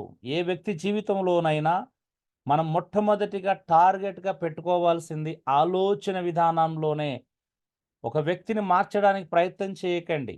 మీకు తెలుసా, క్రైస్తవ జీవితంలో ఎక్కడైనా కానీ చాలాసార్లు మనుషులు వ్యక్తులను మార్చాలని ప్రయత్నం చేస్తారు, విఫలమవుతారు. తమ భార్యలను, భర్తలను, కుటుంబ సభ్యులను వారి ప్రవర్తన మార్చాలని చూస్తారు డైరెక్ట్గా. నిజమేనా? హలో అండి. నిజమేనండి, ప్రయత్నం చేస్తారు, సొంత ప్రయత్నం. సో ప్రవర్తనను మార్చాలని చూస్తే ప్రపంచంలో ఎవ్వరు కూడా మారరండి. ప్రవర్తన మార్చాలని చూస్తే ఎవరు మారరు. ఫస్ట్ మారాల్సింది ప్రవర్తన కాదు, ఆలోచన విధానం. ఆలోచన విధానంలో మార్పు వస్తే ప్రవర్తన ఆటోమేటిక్గా చేంజ్ అవుతుంది. అందుకే క్రైస్తవం మూలం కూడా ఏంటి తెలుసా? మారు మనసు పొందమన్నాడు. అవునండి. ఫస్ట్ రూట్ ఏంటిది? హలో, మనస్సు మారకుండా జీవితంలో ఏది మారదు. అందుకే ఫస్ట్ మారు మనసు అనేది ప్రైమరీ. అవునా? ఇది ప్రైమరీ అండి. మారు మనస్సే ప్రధానం. మనసు మారడమే ప్రేమ. యేసుప్రభు రాగానే అందరు పరిశుద్ధంగా జీవించమని చెప్పాడా, మనసు మార్చుకోమని చెప్పాడా?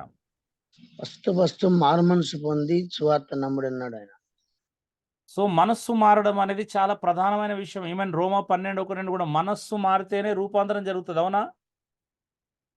ఎప్పుడు జరుగుతుందండి? మనసు మారినప్పుడయ్యా. మనస్సు మారకుండా రూపాంతరం అనేది జరగదండి. అందుకే ఫస్ట్ ఒక వ్యక్తి ఒక ఆలోచన విధానాన్ని మార్చాలా. మీకు తెలుసా, నేను ఇన్ని రోజుల క్లాస్లో మీరు అబ్జర్వేషన్ చేశారో చేయలేదో నాకు తెలియదు, కానీ మొదటి క్లాసు నుండి నేను దేని మీద అటాక్ చేసినా చెప్పండి మీలో. హలో, జ్ఞానంతో ఆలోచించండి, గ్రహించండి అనుకుంటూ వచ్చారు. ఆలోచన విధానం మీద అవునా? మీ నమ్మకాల మీద, మీ ఆలోచన మీద నేను అది చేశాను. నిజమేనా? అవునయ్యా. అవునండి, అవును.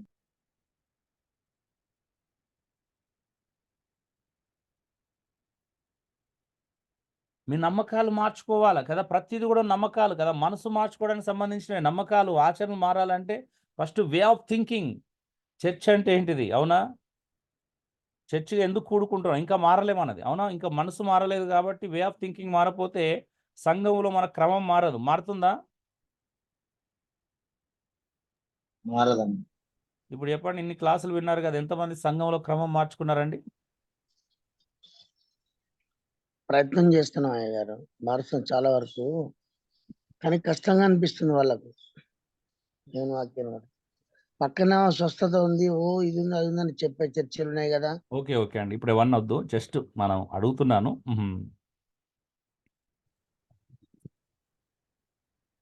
అన్నా నేను చెప్పండి. చాలా వరకు క్లాసెస్ విన్న తర్వాత నుంచి చాలా వరకు అవగాహనలోకి తీసుకొస్తూ నేను కూడా అవగాహనలోకి వచ్చా కాబట్టి తీసుకొస్తూ ముందుకెళ్తా ఉన్నా. చాలా వరకు మారిన. థ్యాంక్ యూ మత్తయ్య గారు. అన్న సో ప్రభు వల్ల నెలకోసారి ఇచ్చేది ఇంత ముందు. ఇప్పుడు వారం ఇస్తున్న తర్వాత ఈ ఇచ్చేటప్పుడు ఈ పాపాలు ఒప్పుకుంటేనే అట్లా వాళ్ళు చేయకుండా సమాధానంగా ఉన్నవాళ్ళు తీసుకుంటుంది జనరల్ గా చెప్పడానికి నేను అట్లా తీసుకెళ్తున్నా. తర్వాత వర్షిప్ చేయడానికి ఒకరు, ప్రార్థన చేయడానికి ఓకే అండి, కొద్దిగా ఒకటి రెండు చెప్పండి. అది వివరణాత్మకంగా వద్దు, నేను అర్థం చేసుకోగలుగుతాను. సో మళ్ళీ ఎందుకంటే అంశం వేరే అవుతుందని జస్ట్ ఎందుకు అడిగానంటే, మార్పు అంటే వే ఆఫ్ థింకింగ్ అనేది మారితేనే ప్రవర్తనలో మార్పు జరుగుతుంది అనేది. సో జ్ఞానోదయం కలిగించడం అంటే ఆలోచన విధానంలో మార్పు తీసుకురావడం అండి. అందుకే పౌలు కూడా అంటాడు 2 కొరింథీ 10:5 ఏమంటాడంటే, దేవుని క్రీస్తు జ్ఞానం అడ్డగించు ప్రతి ఆలోచన నేను చెరపడుతున్నాను అంటాడు. అంటే మన ఆలోచన విధానంలో మార్పు రావాలి. ఎవరి ఆలోచన రావాలి? మనకి వాక్యానుసారమైన ఆలోచన రావాలి. అవునండి? దైవికమైన ఆలోచనలు కలగాలి. క్రీస్తు జ్ఞానానుసారమైన ఆలోచనలు రావాలి. అవునండి? అంటే ఆలోచన విధానంలో మార్పు రావాలంటే ఇక్కడ మన సొంత ఆలోచనలు పక్కన పెట్టి ఆ ప్లేస్లో ఎవరు రావాలా? యేసుక్రీస్తు ఒక ఆలోచన విధానం రావాలా? వాక్యానుసారమైన ఆలోచన విధానం అవలంబించాలి. పరిశుద్ధాత్మ దేవుని అనుసరించినటువంటి ఆలోచన విధానాన్ని అవలంబించాలి. అవునా? అవునండి. సో ఇక్కడ ఒక వ్యక్తి లోపల జ్ఞానోదయం కలిగించలేదనుకోండి, మార్పు జరగదండి. ఇప్పుడు కౌన్సిలింగ్ మన దగ్గరికి ఎవరికైనా వస్తే జ్ఞానోదయం కలిగిస్తాం. భర్త భార్య పట్ల వాక్యానుసరమైన ఫస్ట్ జ్ఞానోదయం కలిగించాలి. అక్కడ జ్ఞానోదయం కలిగించకపోతే మార్పు జరగదండి. రెండోది హెచ్చరించడం ద్వారా. ఎప్పుడు హెచ్చరించాలా? ఫస్ట్ జ్ఞానోదయం మీద అంటే ఆలోచన విధానం మీద దృష్టి పెడతాం.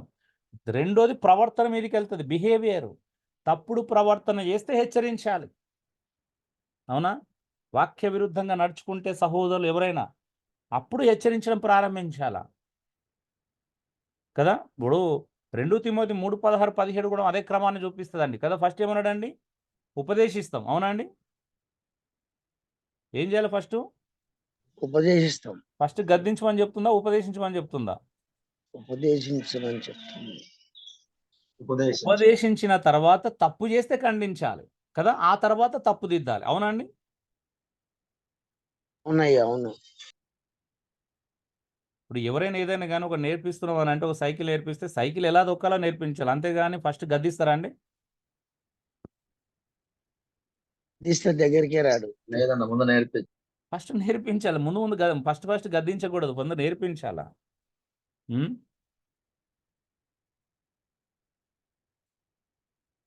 సో ఆలోచన విధానాన్ని ఫస్ట్ నేర్పించిన తర్వాత అప్పుడు వారు తప్పిపోతే ప్రవర్తనలో విషయంలో ఏం చేయాలి? హెచ్చరించాలి.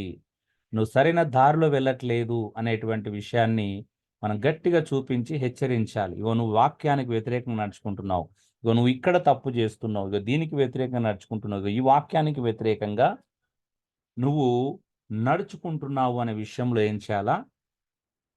హెచ్చరించాలి. ప్రోత్సహించే విషయం ఏంటో తెలుసా అండి? భావోద్రేకాల విషయంలో ప్రోత్సహించాలి. ఎమోషన్స్.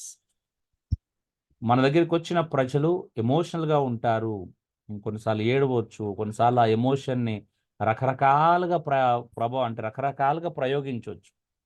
కొంతమంది ఏడుస్తారు, కొంతమంది అరుస్తారు, కొంతమంది అలగవచ్చు, కొంతమంది కదా తమకు తామే గాయం చేసుకుంటారు, చేతులను గోడలకేసి గుద్దుకుంటారు. కొన్ని రకరకాల ఎమోషన్స్ ఉంటాయా? ఉన్నాయా? ఉంటాయి. మరి మీరేం చేస్తారు ఎమోషనల్ అయినప్పుడు?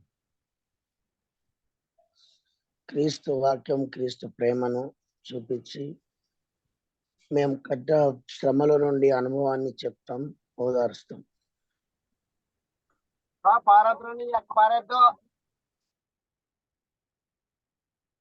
చూడండి, సో ఈ 3 విషయం అండి కౌన్సిలింగ్లో 3 ముఖ్యమైనవి. ఒకవేళ మీకు టెస్ట్ పెట్టే అవకాశం ఉంది, ఇలాంటి ప్రశ్నలు వస్తాయి. ఇప్పుడు ముందున్న 6-7 ప్రశ్నలు ఉన్నాయి.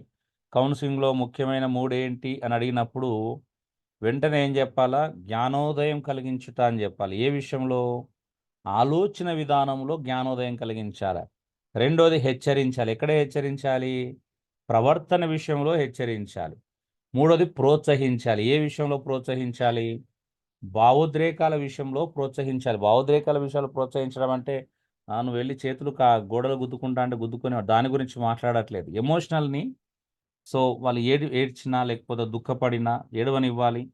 సో వాళ్ళు బయటికి రానివ్వాలి. అన్ని విషయాలు వాళ్ళ బాధను బయటికి వ్యక్తం చేయనివ్వాలి, కంట్రోల్ చేయకూడదు, ప్రోత్సహించాలి. ఇక్కడ మాట్లాడుతుంది ఏంది అంటే వాళ్ళు ఎమోషనల్ అయినప్పుడు, వారి బాధను దిగమింగుకోలేక బాగా దుఃఖపడి ఏడుస్తున్నప్పుడు వారి ఎమోషన్స్ని ఏం చేయాలంటే ప్రోత్సహించాలి, కంట్రోల్ చేయకూడదు. అర్థమవుతుందా అండి? హలో, అర్థమవుతుందయ్యా.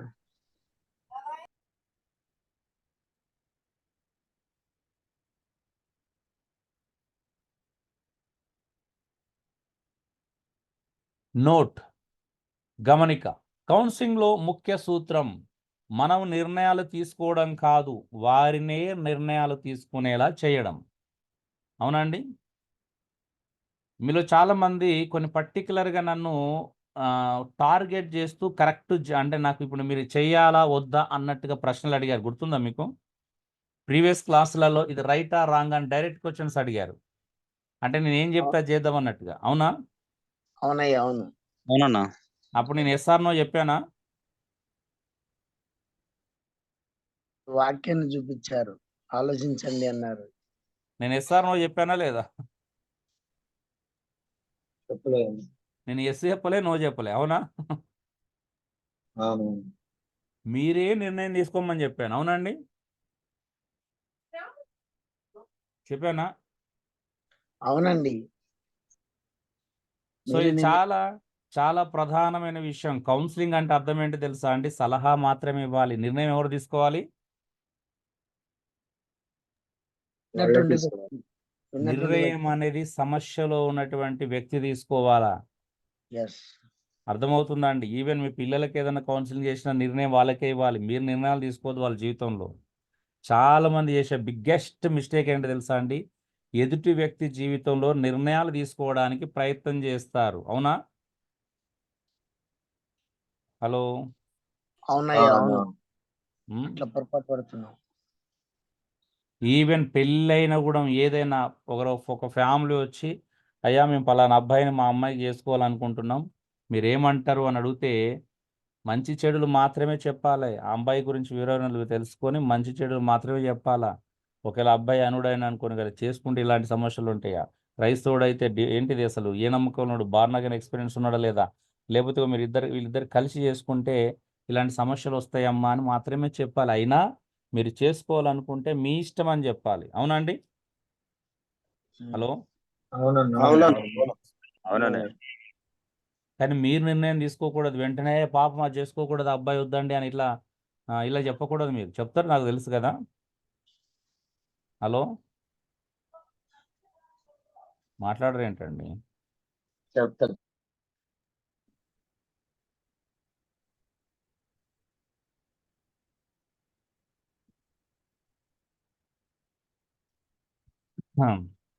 నాకు ఒక బాధ కలిగించే విషయం ఏంటంటే 50 మందిలో ఇద్దరు ముగ్గురే స్పందించడం అనేది నిజంగా బాధ కలిగించే విషయం. ఒక ఇద్దరు ముగ్గురే స్పందిస్తున్నారు. కనీసం కొంతమందికి వేరే ప్రశ్నల దగ్గరన్నా ఏం కావాలి, యాక్టివేషన్ కావాలి, జరగట్లేదు. ఇది కొంచెం స్లోగానే చెప్తాను, ఎందుకంటే కౌన్సిలింగ్లో ముఖ్యమైన సూత్రం ఏంటంటే ఎదుటి వ్యక్తిని ఆలోచింపజేయాలి. ఆలోచింపజేసేలాగా ప్రశ్నలు సంధించి వదిలేయాలి, ఆలోచన చెప్పి వదిలేయాలి.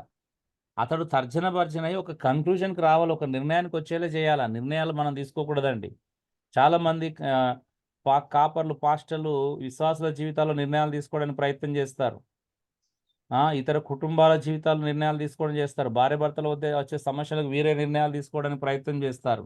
తమ సొంత పిల్లల విషయంలో, చదువుల విషయంలో, కెరీర్ విషయంలో వీళ్ళే నిర్ణయాలు తీసుకోవడానికి ప్రయత్నం చేస్తారు. మనకు హక్కు లేదు నిర్ణయాలు తీసుకునే హక్కు. నిజంగా నిర్ణయం తీసుకోకూడదు. మంచి చెడులను చెప్పడం వరకే మన బాధ్యత. మంచిని కోరుకోవడం మన బాధ్యత రెండోది. ఆ మంచి కోసం వారు నిలబడేలాగా ప్రోత్సహించడం మన బాధ్యత. ఆ మంచి కోసం ప్రోత్సహించడం మాత్రమే కాదు, దానికోసం ప్రార్థన చేయడం వరకు మన బాధ్యత. ఇలా వెళ్ళాలి, ఈ రూట్లో వెళ్ళాలి. కానీ నిర్ణయాలు తీసుకోవడం ఏ విషయంలో మన బాధ్యత కాదు. అవునండి? అవునయ్యా, అవును.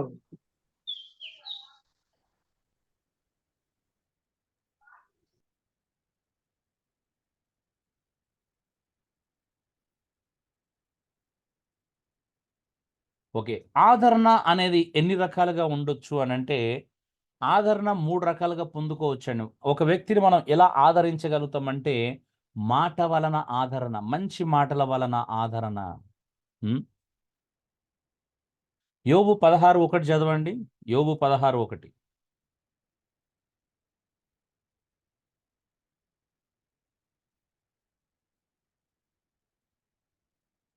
డియర్ బ్రదర్స్ అండ్ సిస్టర్స్, అందుకు యోబు అలాగున ప్రత్యుత్తరం ఇచ్చెను, ఇట్టి మాటలు అనేకములు నేను విని ఉన్నాను. మీరందరూ బాధకే కర్తలు గాని ఆదరణకు కర్తలు కారు. ఏంటిదంటే మీరందరూ బాధకే కర్తలు కానీ ఆదరణకు కర్తలు కాదు. యోబు స్నేహితులు ఎందుకు వచ్చారంట ఆయన దగ్గరికి? బాధ పెట్టడానికే వచ్చారంట. ఆదరించడానికి వచ్చారా? సమస్య తెలియగానే అయ్యో యోబు కుమారులందరూ చచ్చిపోయారు, యోబు కుమార్తెలందరూ చనిపోయారు, యోబు ఆస్తులన్నీ కోల్పోయాడు, యోబుకు భయంకర రోగం వచ్చేసి బురద గుంటలు కూర్చొని చెల్లు పెంకలతో ఒళ్ళంతా గీక్కుంటున్నాడు అని తెలియగానే పరిగెత్తుకొని ఎందుకు వచ్చారంట? ఆదరించడానికి రాలేదంట కదా, బాధ పెట్టడానికి వచ్చారంట. లేకపోతే నువ్వేదో తప్పు చేసినావు, నీకు ఊరికైనా ఇట్లా అయిపోయిందా? ఎంత బాధ పెట్టారో. నాకు కూడా ఎవరో షుగర్ వచ్చినప్పుడు అన్నాను, మీరు ఎక్కడో పాపం చేసినట్టు, అందుకే దేవుడు షుగర్ ఇచ్చాడు అన్నారు. సో కొంతమంది ఎలా ఉంటారంటే బాధకే కర్తలు అవుతారు, ఆదరణ కాదు. అవునా? అవునండి. సో మాట వలన ఆదరణ అంటే మాటలు మంచిగా ఉండాలి. మాటలు మంచిగా ఉంటే ఆదరణ ఉంటుంది. ఎలా మాటలను ఆదరించబడతారా? మంచిగా ఉంటుంది. మంచిగా ఉండాలి. సామెతలో ఒక అద్భుతమైన మాట ఉంది కదా, ఏంటిది? మృదువైన మాట క్రోధమును చల్లార్చును కదా, నొప్పించు మాట కోపమును రేపుతుంది. మన మాటలు కోపాన్ని రేపుతాయా, చల్లారుస్తాయా? మన మాటలకు ఏమంటారు, అగ్నికి ఆజ్యం పోసినట్లుగా ఉండాలి. ఏమంటారు? లేకపోతే మన ఈగో సాటిస్ఫై కాదండి. మన ఈగోని ఎప్పుడు సాటిస్ఫై చేసుకోవాలి, ఎప్పుడు కానీ. అవునా?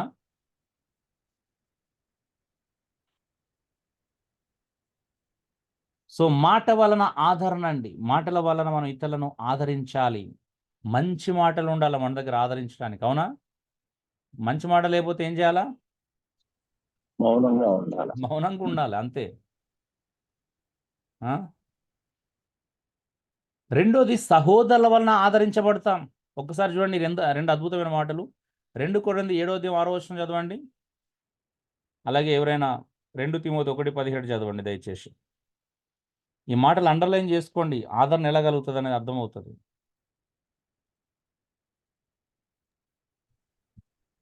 అయినను దీనులను ఆదరించు దేవుడు తీతు రాక వలన మమ్మను ఆదరించెను. ఎంతట చూడండి, ఎంత అద్భుతంగా ఉంది. అయినను దీనులను ఆదరించు దేవుడు. ఎలా ఆదరించాడంటే వీళ్ళని తీతు రాక వలన, తీతు రావడం వలన వాళ్ళు ఆదరించబడ్డారు.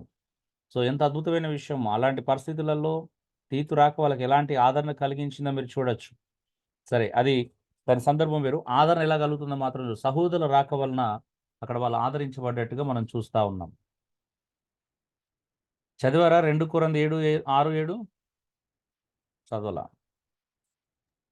తీతు రాక వలన మాత్రమే కాకుండా అతడు మీ అత్యాభిలాషను మీ అంగలార్పును నా విషయమై మీకు కలిగిన అత్యాసక్తిని మాకు తెలుపుచు తాను మీ విషయమై పొందిన ఆదరణ వలన కూడా మమ్మను ఆదరించను గనుక చూడండి నేను చాలా ఏమంటున్నాడు అక్కడ?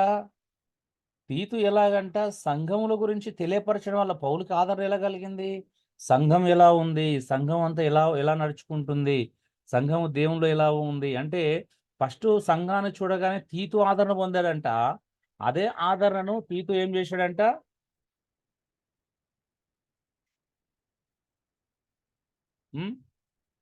పౌలుకి ఇచ్చాడంట కదా. ఆదరణ పౌలుకి ఇచ్చాడు. ఎంత అద్భుతంగా చూడండి. ఆదరణ ఎలా కలుగుతుంది? ఆదరణ అంటే ఏదో సహజమైన విషయాల గురించి కాదు. వాళ్ళు పరిచర్యలో ఉన్నారు కాబట్టి పరిచర్య సంబంధమైన విషయాల్లో కలిగే ఆదరణ గురించి మాట్లాడుతున్నారు. అలా తీతు వాళ్ళు ఏం చేశాడంటే సంఘం విషయాలు పౌలుకు తెలియపరచడం ద్వారా ఆదరణ పొందుకున్నాడు అంట. నిజమే, ఇప్పుడు మనం ఇంత ప్రయాసపడ్డాము, ఇంత కష్టపడ్డాము, పర్లేదు బాగానే ఉన్నారు. ఇప్పుడు బ్రదర్స్ నాకు అప్పుడప్పుడు అరే 50 మంది గ్రూప్లో ఉన్నారు, ఇలా ఉన్నారు అని తెలుసుకుంటున్నప్పుడు, దేవునికి దగ్గర అవుతున్నారని నాకు మాట విన్నప్పుడు నేను ఆదరణ పొందుతాను. కొంతమంది ఊరికనే జాయిన్ అయ్యారండి, వాళ్ళకు వాక్యానుసారంగా జీవించాలని ఆశ లేదు అని ఎవరైనా చెప్పారనుకోండి, ఎలా ఉంటుంది మనకి? ఆదరణ ఉంటుందంటారా? ఇన్ని నెలలు ఉదయం లేచి ఇంత కష్టపడి ప్రయాసపడి వాక్యం చెప్పి అరే సరైన దారిలో నడిపించడానికి ప్రయత్నం చేస్తే అయ్యో వెనకబడిపోయారు, జారుకున్నారు, స్వార్థం కోసం వెనక్కి వెళ్ళిపోయారని తెలిస్తే బాధ ఉంటుందా అండి, సంతోషం ఉంటుందా? అది విపరీతమైన బాధ ఉంటుంది. సో ఆదరణ అనేది ఎప్పుడు కలుగుతుంటుంది అంటే ఎవరైనా నిజంగా మంచి వింటున్నప్పుడే ఆదరణ కలుగుతుంది మనకి. సంఘాలు ఎదుగుతున్నాయి, ప్రజలు దేవుని దగ్గర అవుతున్నారు, నాయకులు ఇంకా నాయకత్వంలో ఎదుగుతున్నారు, దైవికంగా దగ్గర అవుతున్నారు అని తెలిసినప్పుడు ఎంత ఆదరణ ఉంటుందండి అసలు. ఇది ఆదరణ. మమ్మల్ని ఇంతకంటే గొప్పగా ఆదరణ దొరకదు. మూడోది దేవుని వలన ఆదరణ చూస్తాం మనం. చాలా విషయాలు కీర్తనలు 23:4, 41:3, సో 54:4, 176, 146 వచనంలో కీర్తనకారుడు దేవుని వలన ఎలా ఆదరణ పొందాడో చెబుతున్నాడు ఆయన. సో క్రైస్తవులు అయినటువంటి మనము 3 రకాలుగా ఆదరణ పొందుతాం. ఒక మంచి మాట వలన, ప్రోత్సాహకరమైన మాట వలన ఆదరణ పొందుతాము. సహోదరుల వలన, వాళ్ళ రాక వలన కూడా ఆదరణ పొందుతాము. అలాగే మీరు ఇంకో 2 తిమోతి 1:17 చదవలే నాకు తెలిసి. చదివారా అండి?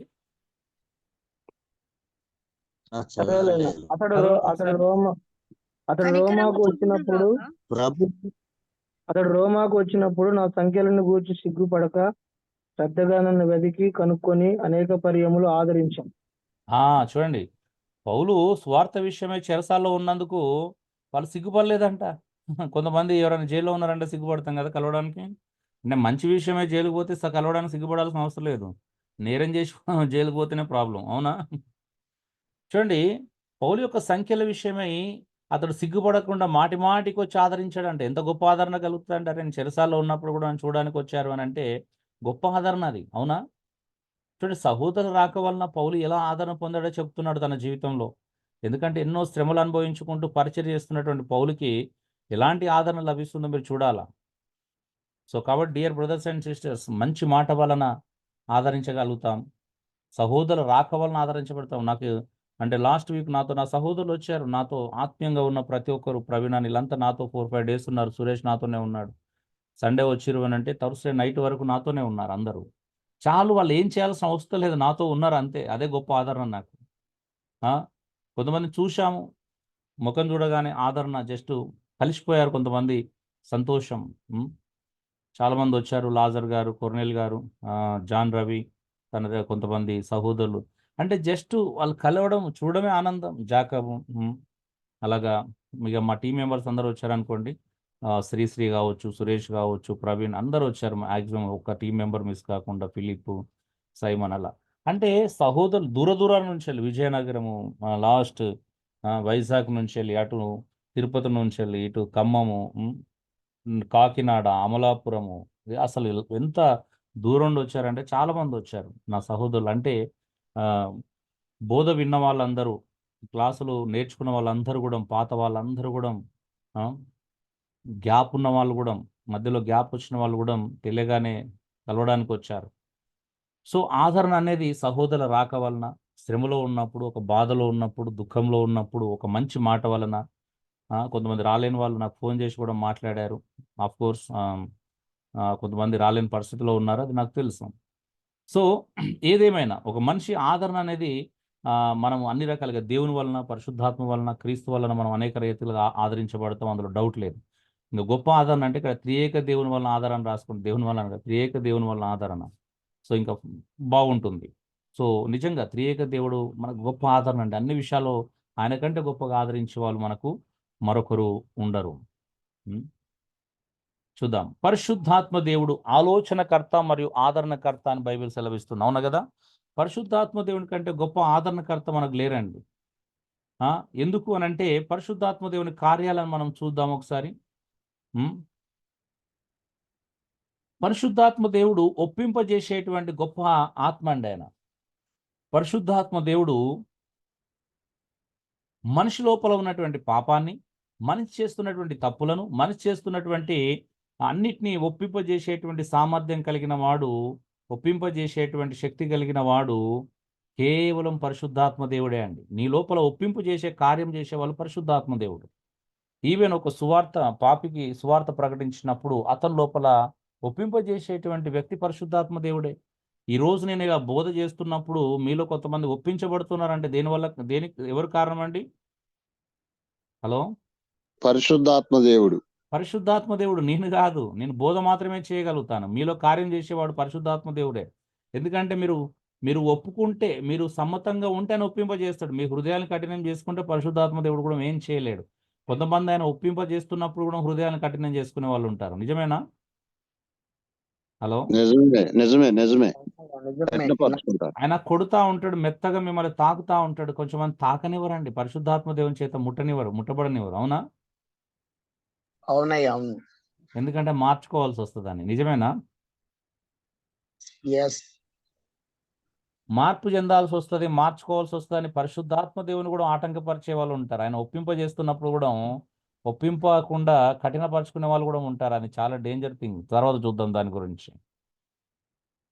సో రెండోది, నలిగిన వారిని దృఢపరచుట. యెషయా 61:1 చూస్తున్నాం. పరిశుద్ధాత్మ దేవుడు నలిగిన వారిని దృఢపరుస్తాడు.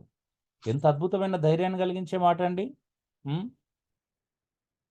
నలిగిపోతున్న వారిని దృఢపరిచేటువంటి గొప్ప కార్యము దైవ ఆత్మ ద్వారానే జరుగుతుంది. ఎలాంటి కృంగిపోయిన వారినైనా, ఎలాంటి నలిగిపోతున్న వారినైనా, ఎలాంటి భయంకరమైనటువంటి హృదయము ఒత్తిడికి గురవుతున్నటువంటి సమయంలో కూడాము అలాంటి వారిని దృఢపరచడం అనేది పరిశుద్ధాత్మ దేవుడు చేసేటువంటి అద్భుతమైనటువంటి కార్యమే. మూడోది, ఆలోచన నెరిగి ఆత్మ మాట్లాడతాడు. 1 కొరింథీ 2:12-13 చూస్తున్నాం. నిజమే, ఆయన ఆలోచన ఎరిగి ఆత్మ మాట్లాడతాడు. మనల్ని మంచిగా మన ఆలోచన ఆయన ఎరుగుతాడు కదా.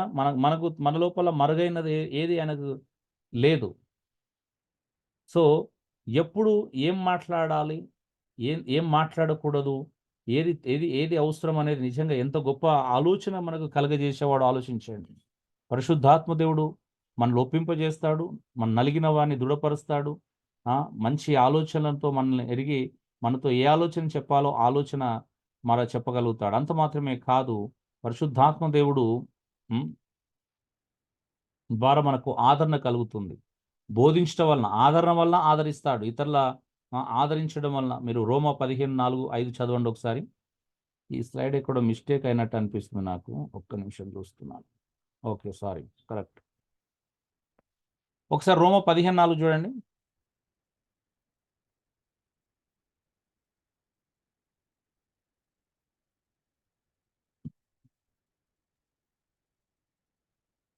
ఏలయనగా ఓర్పు వలను లేఖనముల వలని ఆదరణ వలను మనకు నిరీక్షణ కలుగుటకై కరెక్ట్. ఎందుకంటే ఇక్కడ పూర్వమందు ఇక్కడ ఆదరణ దేని వల్ల అంటే లేఖనం వలన ఆదరణ. సారీ, నాకు ఇక్కడ మిస్టేక్ ఏంటంటే లేఖనం అనేది యాడ్ చేసుకోండి. లేఖనం వలన ఆదరిస్తాడు కదా. ఇలా లేఖనం వలన ఆదరణ ఎలా కలుగుతుందండి? లేఖనం వల్ల. లేఖనం వల్ల కలుగుతుంది, బోధ వలన కలుగుతుంది, లేఖనాన్ని బోధించడం ద్వారా కలుగుతుంది, లేఖనాన్ని చదువుకోవడం ద్వారా ఆదరణ కలుగుతుంది, లేఖనాన్ని బోధించడం ద్వారా కూడా ఆదరణ కలుగుతుంది. పరిశుద్ధాత్మ దేవుడు నిజంగానే ఆదరణకర్త, అందులో అనుమానం లేదు ఎవరికి కదా, ఉండాల్సిన అవసరం లేదు. ఓకే, పరిశుద్ధాత్మ దేవుడు నిజంగానే ఆదరణకర్త అండి. సో ఓకే, కౌన్సిలింగ్లో 5-fold మినిస్ట్రీ ఆఫ్ కౌన్సిలింగ్ మనం చూస్తున్నాం. 5-fold ministry of counselling. Okay, ఇవన్నీ కూడా ఎందుకు రిపీటెడ్ చూస్తున్నాం అంటే కొంచెం ఒక్కొక్క దగ్గర కొద్దిపాటి తేడాలతో ఇవన్నీ చూస్తూ ఉన్నాం. బోధించి శిష్యులను చేయుట, బోధించి శిష్యులను చేయుట. ఏం చేయాలా? ఇప్పుడు కౌన్సిలింగ్ యొక్క ముఖ్య ఉద్దేశంలో మనము ఉద్దేశాలు చూసాము, అంటే సంఘానికి ఎలా చేయాలి, లోకానికి ఎలా చేయాలని చెప్పేసి. అయితే ఇక్కడ మనం చూస్తుంది ఏంటంటే 5-fold మినిస్ట్రీ ఆఫ్ కౌన్సిలింగ్ చూస్తున్నాం. నెంబర్ 1, బోధించి శిష్యులనుగా చేయటం అనేది కౌన్సిలింగ్లో అత్యద్భుతమైనటువంటి ప్రధానమైనటువంటి అంశం. రెండోది, సువార్త ద్వారా ప్రజలతో దేవుని సమాధాన పరచుట. ఈ మాట ఇంతకుముందు కూడా మనం చూసాం. సువార్త ద్వారా ప్రజలను దేవునితో సమాధాన పరచుట అనేది రెండో అతి ప్రాముఖ్యమైనటువంటి విషయం అండి. మూడోది, ప్రోత్సహించుట. రోమా 12:8, 5:4 ప్రకారం. నాలుగోది, ఆదరించుట. ఐదోది, హెచ్చరించుట. ఇవి కౌన్సిలింగ్లో బిబ్లికల్ కౌన్సిలింగ్ గురించి మాట్లాడుకుంటున్నాం కాబట్టి బిబ్లికల్ కౌన్సిలింగ్లో ఈ 5 చాలా చాలా ప్రధానమైన విషయాలు. అర్థమవుతుంది కదా. శిష్యులను చేయుట, సువార్తను ప్రకటించి సమాధానపరచుట కదా, బలహీనులుగా ఉన్నవారిని, తొట్టిల్లుతున్న వారిని మంచి మాటల చేత, మంచి వాక్యం చేత ప్రోత్సహించుట, బాధలో ఉన్నవారిని ఆదరించుట, తప్పు చేస్తున్న వారిని హెచ్చరించుట, పాపం చేస్తున్న వారిని హెచ్చరించుట. ఇవి రివర్స్ చేసుకోకూడదు. పాపం చేస్తున్న వారిని ప్రోత్సహించకండి దయచేసి. పాపం చేస్తున్న వారిని హెచ్చరించాల, బాధలో ఉన్న వారిని ఆదరించాల. ఏం చేయాలండి? ఈ మాటలు చూడండి, బలహీనలను ప్రోత్సహించాలి. అవునా అండి? బలహీనలను ప్రోత్సహించాలంటే బలహీనతలు కాదు ప్రోత్సహించాల్సింది, బలహీనలను ఆ బలహీనతలు జయించడానికి ప్రోత్సహించాలి. అవునా? అవును. రివర్స్ చేయకండి. చాలా మంది పాపం చేస్తున్న వాళ్ళని ప్రోత్సహిస్తూ ఉంటారు.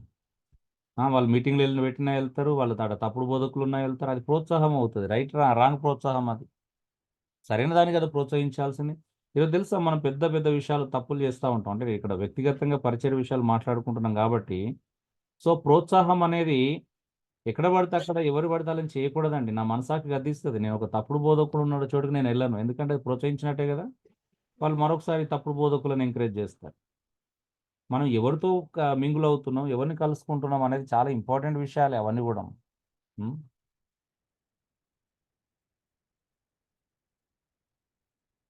నెక్స్ట్, ఒక ప్రాముఖ్యమైన గమనిక ఇక్కడ ఉంది. దీన్ని కొన్ని మనం చూసుకొని ముగించుకుందాం. క్రమశిక్షణ అనేది దురుసుగా చేయకూడదు. క్రమశిక్షణ అనేది దురుసుగా చేయకూడదండి. ఇతరులను మనం క్రమశిక్షణలో పెడతాం కాబట్టి ఆ క్రమశిక్షణలో పెట్టే విషయంలో దురుసుగా ప్రవర్తించకూడదు. కొంతమంది చాలా హార్ష్గా క్రమశిక్షణలో పెడతారండి. కొంతమంది దురుసుగా మాట్లాడతారు, కొంతమంది హార్ష్గా మాట్లాడతారు. అంటే మాట కఠినంగా ఉంటుంది. అది ఎవరైనా తప్పు చేసిన వారిని క్రమశిక్షణలో పెడితే ఆత్మ సంబంధమైన బలహీనలను కానీ మానసికంగా బలహీనంగా ఉన్న వారిని దురుసుగా క్రమశిక్షణలో చేయకూడదు. ఓకే, ఉదాహరణ చూద్దాం. ఆదామవ్వలు ఆదికాండం 3:8-10 చూడండి. ఒకసారి 3:8-12 ఏముంది చదవండి ఒకసారి.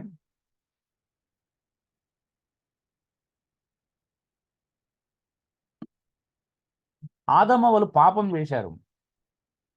దేవుడు వాళ్ళని క్రమశిక్షణలో పెట్టడానికి దురుసుగా ప్రవర్తించాడా అండి? లేదండి. లేదన్న. వాళ్ళు పాపం చేసినప్పుడు వాళ్ళ పాపం చేసినందుకు వాళ్ళను గద్దిస్తున్నాడు. స్మూత్గా గద్దించేసి ఏం చేశాడు? భవిష్యత్తులో వారికి రక్షణ మార్గాన్ని కూడా తెలియపరిచాడు. అవునా? అవునయ్యా.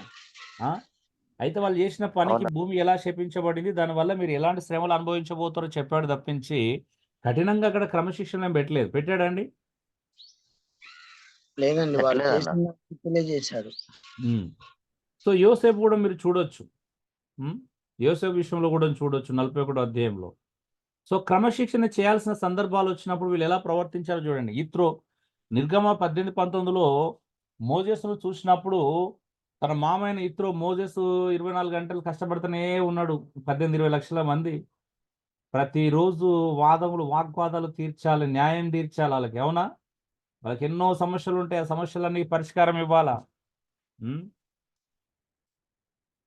అయితే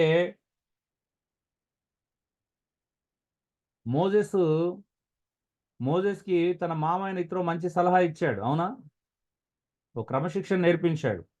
అదే సందర్భమా? ఒకసారి చూడండి, నిర్గమ 18-19 చదవండి ఎవరైనా.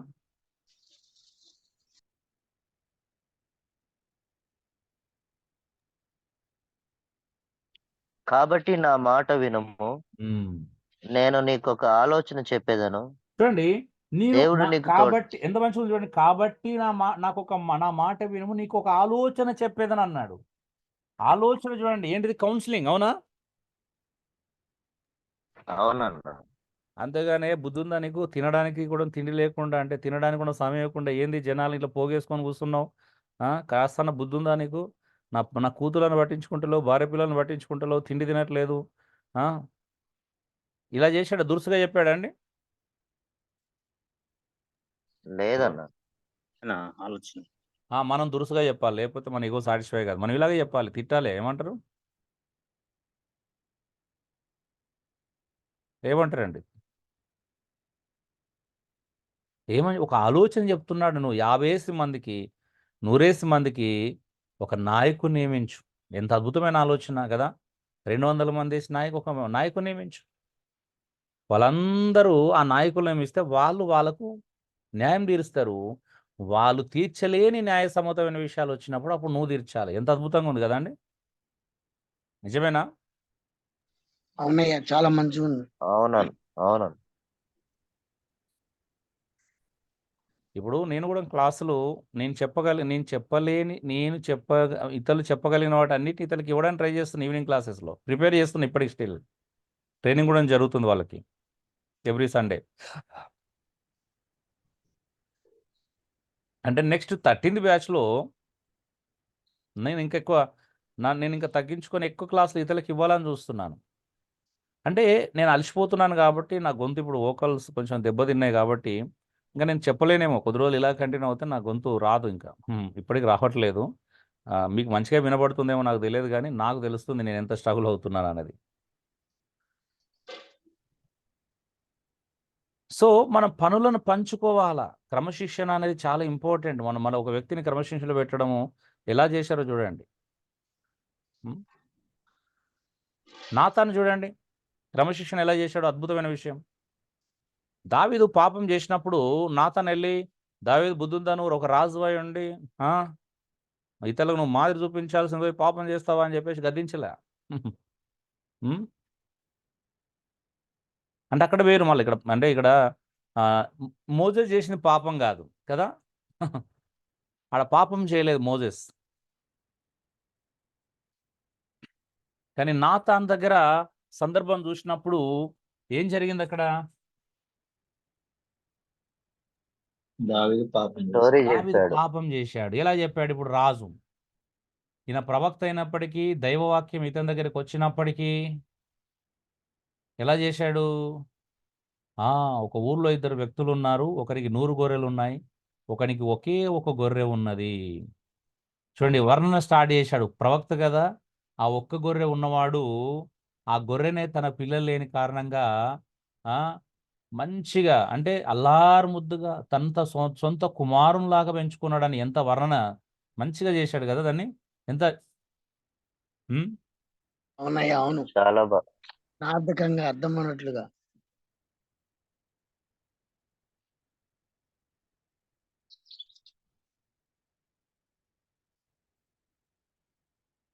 చెప్పేసి కథ చెప్పిన తర్వాత ఇప్పుడు ఈ 100 గొర్రెలు ఉన్నవానికి ఇంటికి ఒక అతిథి వచ్చాడు. అతిథి వచ్చినప్పుడు ఏం చేశాడంటే 100 గొర్రెలు ఉన్నాడు. తన 100 గొర్రెల నుంచి కాకుండా ఎంతో అల్లారు ముద్దుగా కుమారునిలాగా పెంచుకున్నటువంటి ఈ పేదవాని గొర్రెని బలిచ్చాడని చెప్పాడు. ఎట్లుంటది, ఒక రాజు కాబట్టి తొందరగా ప్రజలైతే ఇలాంటి విషయాలైతే తొందరగా అర్థం చేసుకుంటాడు కదా. అవునా కదండి? ప్రజల మధ్యలో ఇలాంటి అన్యాయం జరిగితే రాజుకు అవును. తొందరగా అర్థమవుతుంది. అర్థమవుతుందా? అర్థమవుతుందండి. సో ఫాస్ట్‌గా అర్థమవుతది. రాజు కదా! అవునా! ఎవడు వాడు తల నరక అంటే వాడికి ఇప్పుడే వాడు మరణం నొందును గాక అన్నాడు. అంటే శిక్ష విధించాలని డిసైడ్ అయ్యాడు. అంటే ఒక రాజుగా తన ప్రజలకు అంత అన్యాయం చేసిండా? 100 గొర్రెలున్నాడు. ఒక గొర్రెనోడిని అలాగా మోసం చేస్తాడా? అంత అన్యాయం చేస్తాడా? అది సహించరాని అన్యాయం అని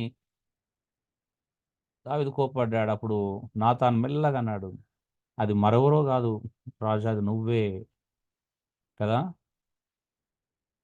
మస్తు పిడుగుపడేసిండు. ఎంత అద్భుతంగా ఉందండి క్రమశిక్షణ. అవునయ్యా. అంటే ఎవరిని ఎలా క్రమశిక్షణ చేయాలో తెలుసుకొని ఉండాలి. రాజుతో మాట్లాడుతున్నామా, విశ్వాసులతో మాట్లాడుతున్నామా, తోటి దైవ సేవకులతో మాట్లాడుతున్నామా, లేకపోతే ఎలా మాట్లాడుతున్నాం. పర్సనల్గా వచ్చే విషయం చెప్తున్నాను ఇక్కడ, గ్రూప్గా వచ్చే విషయం కాదు. గ్రూప్లో అంటే ఎవరికి వర్తించదు. ఇప్పుడు నేను గ్రూప్లో క్లాస్ చెప్తున్నప్పుడు, వాక్యానుసారంగా చెప్తున్నప్పుడు 60 మంది ఉంటారు కాబట్టి 50 మంది ఉన్నప్పుడు నేను గద్దిస్తున్నాను అంటే, గట్టిగా మాట్లాడుతున్నాను బోధ ద్వారా అంటే అది పర్సనల్ కాదు. పర్సనల్గా చెప్పాల్సి వచ్చిన సందర్భం గురించి చెప్తున్నాను ఇక్కడ. అవునండి, నేను పర్సనల్గా ఎవరిని మీతో అలా మాట్లాడలేను.